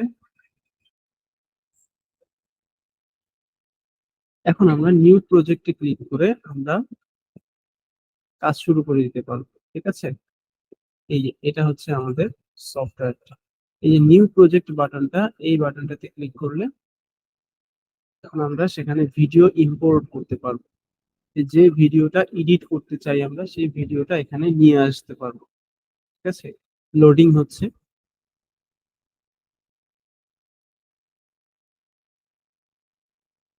এই জিনিসগুলো তোমাদের পরীক্ষায় আসবে না, জাস্ট তোমাদের বইয়ে দেয়া আছে, যার কারণে তোমাদেরকে ভিডিওর মাধ্যমে দেখিয়ে দেয়া হচ্ছে আর কি। আর এই জিনিসগুলো জেনে রেখো, ভবিষ্যতে কাজে লাগতে পারে। ঠিক আছে, এই যে একটা জি নতুন ভাই। প্রজেক্ট আমরা দেখতে পাচ্ছি যে এখন এখানে আমাদের ভিডিও ইম্পোর্ট করতে হবে। ভিডিও ইম্পোর্ট করা বলতে যে আমি কোন ভিডিওটাকে এডিট করতে চাই। ঠিক আছে, এখানে আমি ভিডিও, মনে করো যে এখান থেকে যে তোমাদের ক্লাস 9 এর একটা ভিডিও আছে, এই ভিডিওটাকে আমি এডিট করতে চাই, এই ভিডিওটাকে আমি ইম্পোর্ট করব। কিভাবে ইম্পোর্ট করব দেখো, তোমাদের বইয়ে বলা আছে। এই যে নিউ প্রজেক্টে আমি ক্লিক করেছি, অর্থাৎ আমাদের নতুন প্রজেক্ট খোলা হয়ে গিয়েছে। কাজ 4 নম্বর কাজ শেষ হয়ে গেছে, এবার 5 নম্বর কাজ হচ্ছে ভিডিও ইম্পোর্ট করা, অর্থাৎ রেকর্ডেড ভিডিও গুলো ইম্পোর্ট করা। ঠিক আছে, এখান থেকে আমরা এই যে মিডিয়া বিন, এই যে মিডিয়া নামে একটা অপশন আছে, সেটা সিলেক্ট করার জন্য বলতেছে। আমরা দেখে আসি মিডিয়া আছে কিনা। এই যে এখানে মিডিয়া দেখতে পাচ্ছ, এই মিডিয়া, এটার কথা বলা হচ্ছে। এই যে লেফট সাইডে মিডিয়া, এই মিডিয়াতে ক্লিক করলাম। এখান থেকে আমি ইম্পোর্ট করতে পারবো। ঠিক আছে, বা এভাবেও ইম্পোর্ট করা যায়। জাস্ট এই ভিডিওটাকে এখানে এনে এখানে ছেড়ে দিলাম। ঠিক আছে, এই যে ভিডিওটা ইম্পোর্ট হয়ে গেল। ঠিক আছে, কারণ এই যে এই ভিডিওটাকে আমরা এডিট করতে পারবো। তো ভিডিও এডিটিং আসলে খুব বেশি কঠিন কিছুও না, আবার ইনিশিয়াল পর্যায়ে অনেক বেশি সহজ কিছুও না। ঠিক আছে, এই জন্য যথেষ্ট প্র্যাকটিস দরকার আছে, তারপরে অনেক কিছু জানার দরকার আছে, কম্পিউটার দরকার আছে। আর আবার যেমন তেমন কম্পিউটারও ভিডিও এডিটিং এর জন্য পারফেক্ট না। ঠিক আছে, তো এই অনেক কিছু বিষয় আছে। তো তোমাকে জাস্ট এই জিনিসটা দেখানো যে কিভাবে কি হয়, এই আর কি। তো এখন থেকে আমি যদি চাই এই ভিডিওর কিছু অংশ কাট করব, পেস্ট করব, সেভাবে আমি করতে পারি। ঠিক আছে, এই ভিডিওটা সিলেক্ট করলাম, এখানে নিয়ে এসে এই ভিডিওর কিছু অংশ যদি আমি চাই যে এই প্রথম থেকে এই অংশটুকু এই অংশটুকু আমি বাদ দিয়ে দিব, তাহলে এখান থেকে এটাকে আমি কাট করতে পারি। সিলেক্ট করলাম, দেন কাট বাটনে ক্লিক করলাম, তাহলে কাট হয়ে যাবে এরকম আর কি। তো আমি মূলত ক্যামটাসিয়া দিয়ে কাজ করি না, আমি ফিল্মোরা নামে আরেকটা সফটওয়্যার আছে, সেই ফিল্মোরা দিয়ে কাজ করি। তো সবকিছু এডিট টিডিট করার পর তারপরে যে এক্সপোর্ট যে বাটনটা দেখতে পাচ্ছ, এই এক্সপোর্ট বাটনে ক্লিক করলেই আমরা এই যে লোকাল ফাইল MP4 ফাইলগুলো এক্সপোর্ট করতে পারবো, অর্থাৎ একটা ফাইনাল যে ভিডিওটা সেটা আমরা পাবো। ঠিক আছে, তো এভাবেই মূলত ভিডিও এডিটিং সফটওয়্যার গুলো কাজ করে। আর আর তেমন কিছু জানার দরকার আছে বলে মনে হচ্ছে না। তো আমরা এখানেই শেষ করছি ভিডিও এডিটিং এর পার্টটুকু। ঠিক আছে, জাস্ট এতটুকু জেনে রাখো যে ভিডিও এডিটিং সফটওয়্যার গুলোতে কিভাবে কি করে না করে, কিভাবে ইনস্টল করে, আশা করি বুঝতে পেরেছো। তো এই গেল video editing. Audio video editing, audio edit করা যায়, অর্থাৎ অডিও কিভাবে এডিট করতে হয় সেটাও করতে পারবে এই ক্যামটাসিয়া সফটওয়্যারটার মাধ্যমে। ঠিক আছে, এই আর কি, এখানে সেটারই ডিটেলস বলা আছে। তো এগুলো তোমাদের পরীক্ষায় আসবে না। তারপরে তুমি চাইলে তোমার ভিডিওতে টেক্সট আর ট্রানজিশন সংযোজন করতে পারবে। ট্রানজিশন, টেক্সট তো বুঝো যে ভিডিওর মধ্যে আমি লেখা, বিভিন্ন ধরনের লেখা প্রদর্শন করব ভিডিওতে। আর ট্রানজিশন মানে কি বলতো? ট্রানজিশন নাম কখনো শুনেছো? ট্রানজিশন, উম, এটা আচ্ছা, ট্রানজিশন, ইংরেজি অনুবাদ। ট্রানজিশন মানে হচ্ছে, ধরো অনেক সময় এমন এমন দেখেছো বিভিন্ন কোনো ভিডিও দেখার দেখার সময় যে ভিডিওর একটা একটা পেজ থেকে আরেকটা পেজে যাওয়ার সময় একটা পেজ খুব স্লোলি আস্তে আস্তে ঘোলা হয়ে যাচ্ছে, দেন পরবর্তী সিনটা আস্তে আস্তে তোমার সামনে আসছে। বা অনেক সময় দেখা যায় যে ভিডিওর একটা সিন চলে গেল, নতুন আরেকটা সিন আসতেছে, এই সিন দুইটা আসার মাঝখানে একটা অ্যানিমেশন থাকে। এই জিনিসগুলোকে বলা হয় ট্রানজিশন। ঠিক আছে, প্রেজেন্টেশনের কাজ যদি ভবিষ্যতে কখনো করি, সেখানে প্রেজেন্টেশনের ট্রানজিশন ব্যাপারটা আরো বেশি ক্লিয়ার হবে তোমাদের তোমাদের দেখিয়ে দেবো ইনশাআল্লাহ ভবিষ্যতে কোনোদিন। ঠিক আছে, তো এই কাজগুলো আমরা করতে পারি ক্যাম্পাসিয়ার মাধ্যমে। ঠিক আছে, তারপরে ভিডিও রেন্ডার বা এক্সপোর্ট করা। ভিডিও রেন্ডার বা এক্সপোর্ট করা মানে কি, যে তুমি যে নতুন তুমি একটা ভিডিও ইম্পোর্ট করলে, ইম্পোর্ট করার পর সেই ভিডিওটাকে এডিট করলে, অর্থাৎ সেই ভিডিওর বিভিন্ন অংশ, অপ্রয়োজনীয় অংশগুলো কেটে দিলে, নতুন কোনো একটা অংশ অন্য কোনো একটা ভিডিও থেকে কিছু অংশ কেটে নিয়ে এসে এই ভিডিওটার সাথে অ্যাড করে দিলে, এরকম বিভিন্ন ধরনের কাজ করলে, করার পরে পুরো ভিডিওটাকে একটা ভিডিও বানানোর জন্য, সবকিছু একসাথে অ্যাড করার জন্য তোমাকে কি করতে হবে, এক্সপোর্ট করতে হবে। অর্থাৎ যা যা এডিট করেছো সবকিছুকে একটা ভিডিও হিসেবে পেতে গেলে তোমাকে এক্সপোর্ট করতে হবে বা ভিডিও রেন্ডার করতে হবে। ঠিক আছে, সেটার কথা বলছি। এক্সপোর্ট করলে তুমি একটা একটা ভিডিও ফাইল পাবে, তোমার এডিট করা সেই ভিডিও ফাইলটা। ঠিক আছে, সেটার কথাই বলা হয়েছে এখানে। এটা ছিল আমাদের কাজ 7। ঠিক আছে, এগুলো ইন ডিটেলসে আমি যদি বলতে যাই তাহলে দেখা যাবে যে ভিডিও এডিটিং শেখাতে গেলেই তোমাদেরকে অনেক অনেক সময় চলে যাচ্ছে। তো ভিডিও এডিটিং হয়তো তোমাদের লাগবে না, তোমাদের জাস্ট জানা থাকা লাগবে যে কি কি করা যায় এই ভিডিও এডিটিং সফটওয়্যার গুলো দিয়ে। কি কি করা যায়, যে আমরা ভিডিও এডিট করতে পারবো, অডিও এডিট করতে পারবো, তারপরে হচ্ছে ভিডিও ইম্পোর্ট করতে পারি, ভিডিও এক্সপোর্ট করতে পারি, ভিডিওতে টেক্সট ট্রানজিশন সংযোজন করতে পারি। এই জিনিসগুলো জানা দরকার। ঠিক আছে, এতটুকুই। আচ্ছা, তারপরে ফাইলটা যখন এক্সপোর্ট করব, এক্সপোর্ট করার সময় আমাদের একটা ফাইলের নাম যাবে এবং কোথায়, অর্থাৎ লোকেশন বা কোন ফোল্ডারে আমি ফাইলটাকে ভিডিওটাকে সেভ করতে চাই সেটা জানতে চাবে, সেটা আমি সিলেক্ট করে দিব। সিলেক্ট করে দিয়ে সেভ করলেই হয়ে যাবে। এভাবে ফাইলটাকে সংরক্ষণ করতে পারি বা সেভ করতে পারি। ঠিক আছে, এতটুকুই। তো তোমাদের এখানে দেখাচ্ছে যে সেই নাটিকার একটা ভিডিও ক্লিপ তারা এডিট করেছে, তোমাদের এই বইয়ে দেখাচ্ছে। সেখানে এই যে প্রোফাইল হ্যাকিং নামে সেভ করেছে। ঠিক আছে, এখন হচ্ছে বিদ্যালয়ে ইউটিউব চ্যানেলে ভিডিও আপলোড। ঠিক আছে, ভিডিও আপলোড করবো কিভাবে দেখো, এই যে ইউটিউবে চলে যাব। ইউটিউব ইউটিউব এখানে হচ্ছে ইউটিউব স্টুডিওতে যেতে হবে তোমাদের, শুধু ইউটিউব না, ইউটিউব স্টুডিও। যেমন এই যে দেখো আমাদের এখানে এই ভিডিওগুলো আমরা তোমাদের জন্য আপলোড করেছি বিভিন্ন ক্লাসে। তো আপলোড করার জন্য এই যে এখানে ক্রিয়েট বাটন দেখতে পাচ্ছ, ক্রিয়েট বাটনে ক্লিক করে আপলোড ভিডিওস, আপলোড ভিডিওস। তারপরে আমি এই ভিডিওটা আমি আপলোড করতে চাই, এই ভিডিওটা আমি এখানে দিয়ে দিলাম। তারপরে এখানে আমরা ভিডিও টাইটেল যাবে আমাদের কাছে, এই যে ভিডিও টাইটেল কি নামে দিতে চাই, যে ক্লাস ক্লাস 9 কোন সাবজেক্ট, এগুলো আমরা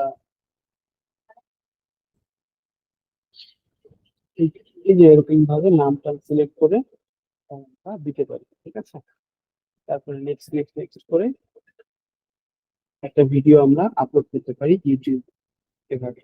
ঠিক আছে, তো এখানে বলেছে কি বিদ্যালয়ের ইউটিউব চ্যানেলে ভিডিও আপলোডের কথা বলেছে। এখন তোমাদের লাস্ট যে জিনিসটা সেটা হচ্ছে ইনফোগ্রাফ। ইনফোগ্রাফ তৈরি। ইনফোগ্রাফ জিনিসটা কি, এই ইনফোগ্রাফ নামটা কোথা থেকে এসেছে, কিভাবে এসেছে? দুইটা ওয়ার্ডের সমন্বয়ে এই নামটা তৈরি হয়েছে। একটা হচ্ছে ইনফরমেশন, ইনফরমেশন থেকে এসেছে ইনফো। আর গ্রাফিক্স, গ্রাফিক্স থেকে এসেছে গ্রাফ। এই ইনফরমেশন আর গ্রাফিক্স এই দুইটা থেকে আমাদের প্রথম অংশ গুলো নিয়ে তৈরি হয়েছে ইনফোগ্রাফিক্স। আর ইনফোগ্রাফিক্স হলো এমন ধরনের কোন একটা ছবি বা এমন ধরনের একটা গ্রাফিক্স যেটা কি করে, তথ্য, ডেটা বা জ্ঞানকে মানুষের কাছে দৃষ্টি আকর্ষণীয় ভাবে তোমার উপস্থাপন করে। মানে দেখে অনেক অ্যাট্রাকটিভ ফিল হয়। ধরো যে কোনো একটা কমপ্লিকেটেড বিষয়, এই বিষয়টা বা কোনো একটা জটিল বিষয় মানুষকে সহজে বোঝানোর জন্য ছবি, বিভিন্ন গ্রাফ, চার্ট, এগুলোর মাধ্যমে মানুষের কাছে অনেক জটিল বিষয়গুলোকে সহজে তুলে ধরা যায় এই ইনফোগ্রাফের মাধ্যমে। ঠিক আছে? তো এই ইনফোগ্রাফ কিভাবে তৈরি করতে হয়, সেই ইনফোগ্রাফ তৈরি করার প্রক্রিয়াটা তোমাদের এখানে শেখানো হয়েছে। ঠিক আছে? ইনফোগ্রাফ তোমরা অনলাইনে বিভিন্ন সফটওয়্যার ইউজ করে করতে পারো, তোমাদের ফোন ইউজ করেও করতে পারো, বিভিন্ন ভাবে করতে পারো। আবার তোমরা কাগজ কাগজ কেটে কাগজে বিভিন্ন ধরনের ড্রয়িং করে, বিভিন্ন লেখা লিখে, বিভিন্ন চার্ট, গ্রাফ, আর্ট করেও তোমরা ইনফোগ্রাফিক্স নিজের হাতে বানাতে পারো, বিভিন্ন কালার করে। ঠিক আছে? তো হ্যাঁ। তো আজকে ইনফোগ্রাফ তৈরি করার জন্য বিভিন্ন ধরনের সফটওয়্যার আছে, যেমন এই যে পিকটোচার্ট, স্ন্যাপা, তারপরে হচ্ছে তোমার ইনফোগ্রাম, এরকম আরো বিভিন্ন ধরনের ক্যানভা, ফ্লিপিং, এগুলো সবগুলি হচ্ছে তোমাদের ইনফোগ্রাফ তৈরির জন্য এই প্ল্যাটফর্ম, এই প্ল্যাটফর্ম গুলো ইউজ করে আমরা ইনফোগ্রাফ তৈরি করতে পারবো। ঠিক আছে? তো তোমাদের এখানে পিক্টোচার্ট এই প্ল্যাটফর্ম এই পিক্টোচার্ট প্ল্যাটফর্মটা দিয়ে তোমাদেরকে আহ করা হয়েছে আর কি, এখানে ইনফোগ্রাফিক্স তৈরি করার জন্য তৈরি করা শেখানো হয়েছে। ঠিক আছে? আমি সাধারণত প্রিফার করি ক্যানভা, কারণ ক্যানভাটা অনেক বেশি ফ্লেক্সিবল। অনেক কিছু আছে এখানে, তুমি অনেক কিছু করতে পারবে, ভিডিও এডিটিং করতে পারবে এখানে, তুমি বিভিন্ন গ্রাফিক্স ডিজাইনিং করতে পারবে, এটার মাধ্যমে তুমি ইনফোগ্রাফিক্স তৈরি করতে পারবে, অনেক কিছু করতে পারবে। এছাড়াও তোমার ফেসবুকের জন্য ভিডিও তৈরি করতে পারবে, বিভিন্ন প্ল্যাটফর্মের জন্য ভিডিও তৈরি করার জন্য অপশন আছে। ঠিক আছে? অনেক কিছু করা যায়। তো তোমাদের যেহেতু পিক্টো চার্ট দিয়ে করানো হয়েছে, তো আমি তোমাদেরকে পিক্টো চার্টটাই দেখাবো। ঠিক আছে? কি বলেছে, শুরুতে আমরা ইন্টারনেট ব্রাউজার যেমন গুগল ক্রোম ব্রাউজার ওপেন করে অ্যাড্রেস বারে pictochart.com, অর্থাৎ এই ওয়েবসাইটটাতে আমরা যাব। তো আমি এখান থেকে ওয়েবসাইটের লিঙ্কটা কপি করে নিলাম এবং আমরা pictochart.com এ এখন যাব। pictochart.com লিখে সার্চ করলাম। এখন দেখো এই যে আজকে হচ্ছে আমাদের pictochart.com এই ওয়েবসাইট। হ্যাঁ, ওকে। তারপরে কি বলা হয়েছে এখান থেকে, এই যে তোমাদের বইয়ে যে পিকচারটা দেখতে, তোমরা বইয়ে দেখতে পারবে যে এরকম পিকচার চার্টের যে হোম স্ক্রিন, সেই হোম স্ক্রিনের পিকচারটা দেওয়া আছে। এখান থেকে তোমাদেরকে কি বলা হচ্ছে, সাইন আপ করার জন্য বলা হচ্ছে।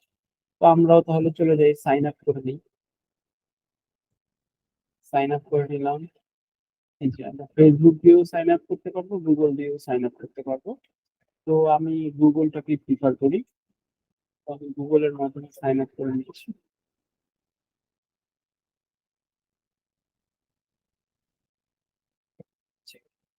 এটা আমরা বিভিন্ন ধরনের কারণ দিতে পারি, যে what will you be using Piktochart for, কেন পিক্টোচার্ট ইউজ করতে, পার্সোনাল ইউজের জন্য, কাজের জন্য, নাকি এডুকেশনের জন্য, নাকি নন প্রফিট কোনো কাজের জন্য। আমরা এডুকেশন পারপাস দিয়ে দিই। ঠিক আছে? দেন কন্টিনিউ করলাম। What best describes your role. ঠিক আছে?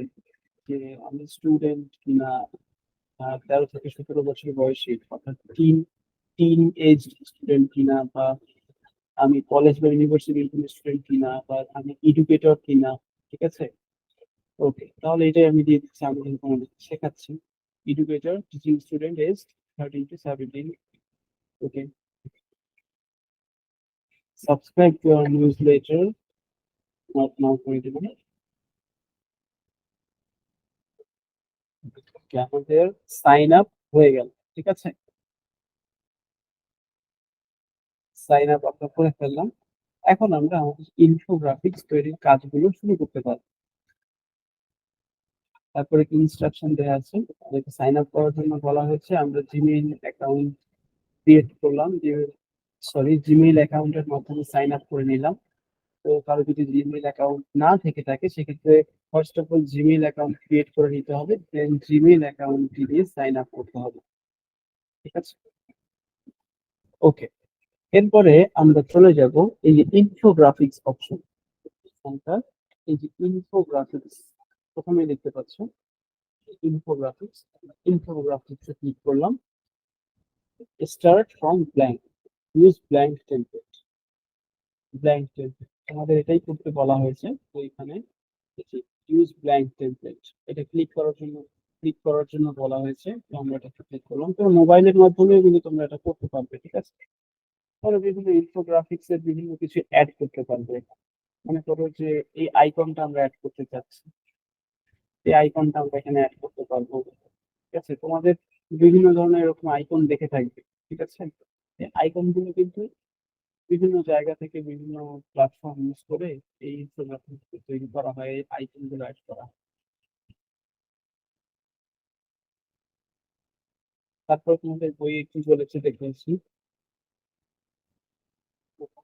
এই যে গ্রাফিক্স থেকে বিভিন্ন ধরনের এই যে ইনফোগ্রাফিক্স গুলো আমরা অ্যাড করতে পারবো। এই যে ব্ল্যাঙ্ক পেজ দেখতে পাচ্ছ, সাদা ব্ল্যাঙ্ক পেজটা, ধরো যে আমরা এটা অ্যাড করবো, এই জিনিসটা অ্যাড হয়ে গেল। এই যে দেখো, এটাকে আমরা চাইলে ছোট বড় করতে পারি, ঠিক আছে। এটা হচ্ছে আমাদের ফুল পেজটা, সাদা অংশটুকু পুরোটা হচ্ছে এটা হচ্ছে পুরোটা আমাদের পেজটা। এই পেজের মধ্যে আমরা অনেক কিছু করতে পারবো, ঠিক আছে। এটাকে বিভিন্ন দিয়ে করতে পারবো, আবার চাইলে রোটেট করে ঘুরিয়ে বসাতে পারবো বিভিন্ন দিকে, ঠিক আছে। চাইলে বড় করতে পারবো, ছোট করতে পারবো, চাইলে একদিকে বড় করতে পারবো, ঠিক আছে? আবার চাইলে ডিলেটও করে দিতে পারবো।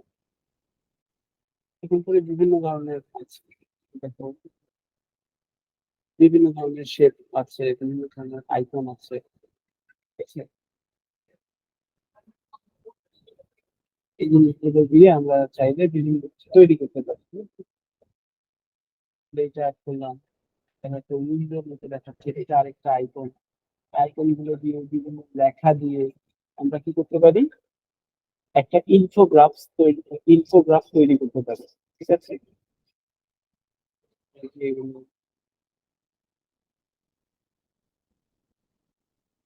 আরো বিভিন্ন অনেক আইকন আছে, এই যে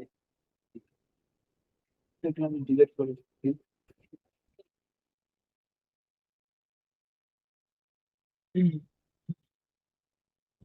এগুলো ইউজ করে আমরা একটা ইনফোগ্রাফ তৈরি করতে পারি। যেমন তোমাদের বইয়ে বলা আছে যে এই যে বিভিন্ন জিনিস আইকন, তারপর ইলাস্ট্রেশন, থ্রিডি ফটো, এগুলো সিলেক্ট করে তোমাদেরকে বিভিন্ন জিনিস প্র্যাকটিস করার জন্য বলা আছে। এই যে তোমরা দেখতে পাচ্ছ একবারে আইকন, ইলাস্ট্রেশন, থ্রিডি ফটোস, এই জিনিসগুলো আমরা এখানে ইম্পোর্ট করতে পারবো আমাদের। তো আমরা আইকন দেখলাম, বিভিন্ন ধরনের আইকন গুলো আমরা দেখলাম, যেমন এই যে এটা একটা আইকন, এগুলোকে একটা বলা হচ্ছে আইকন। এগুলো আমরা অ্যাড করতে পারি। আচ্ছা, বেশ কিছু আইকন অ্যাড করা দেখলাম। এরপরে আমরা ইলাস্ট্রেশন অ্যাড করা দেখবো, কিছু ইলাস্ট্রেশন সিলেক্ট করে নিয়ে এরপরে যে এই জিনিসটা আমরা অ্যাড করি। এরকম অনেক সময় বিভিন্ন জায়গায় দেখেছো না, বিভিন্ন ওয়েবসাইট কিংবা বিভিন্ন জায়গায় এই যে এই জিনিসগুলো এভাবে অ্যাড করতে পারি চাইলে। বিভিন্ন লেখা অ্যাড করতে পারি, টেক্সট। এই যে এখান থেকে টেক্সটে যে এই যে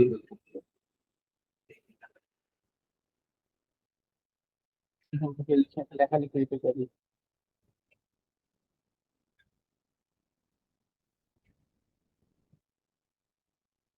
ঠিক আছে। এবার আবার লেখার সাইজ আমরা চাইলে চেঞ্জ করতে পারি।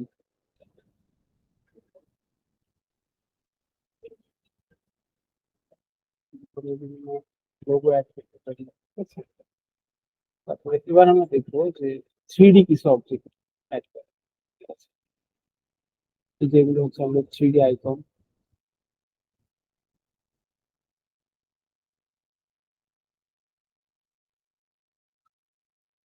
এগুলো থ্রিডি বলা হচ্ছে, বাট আসলে থ্রিডি কিনা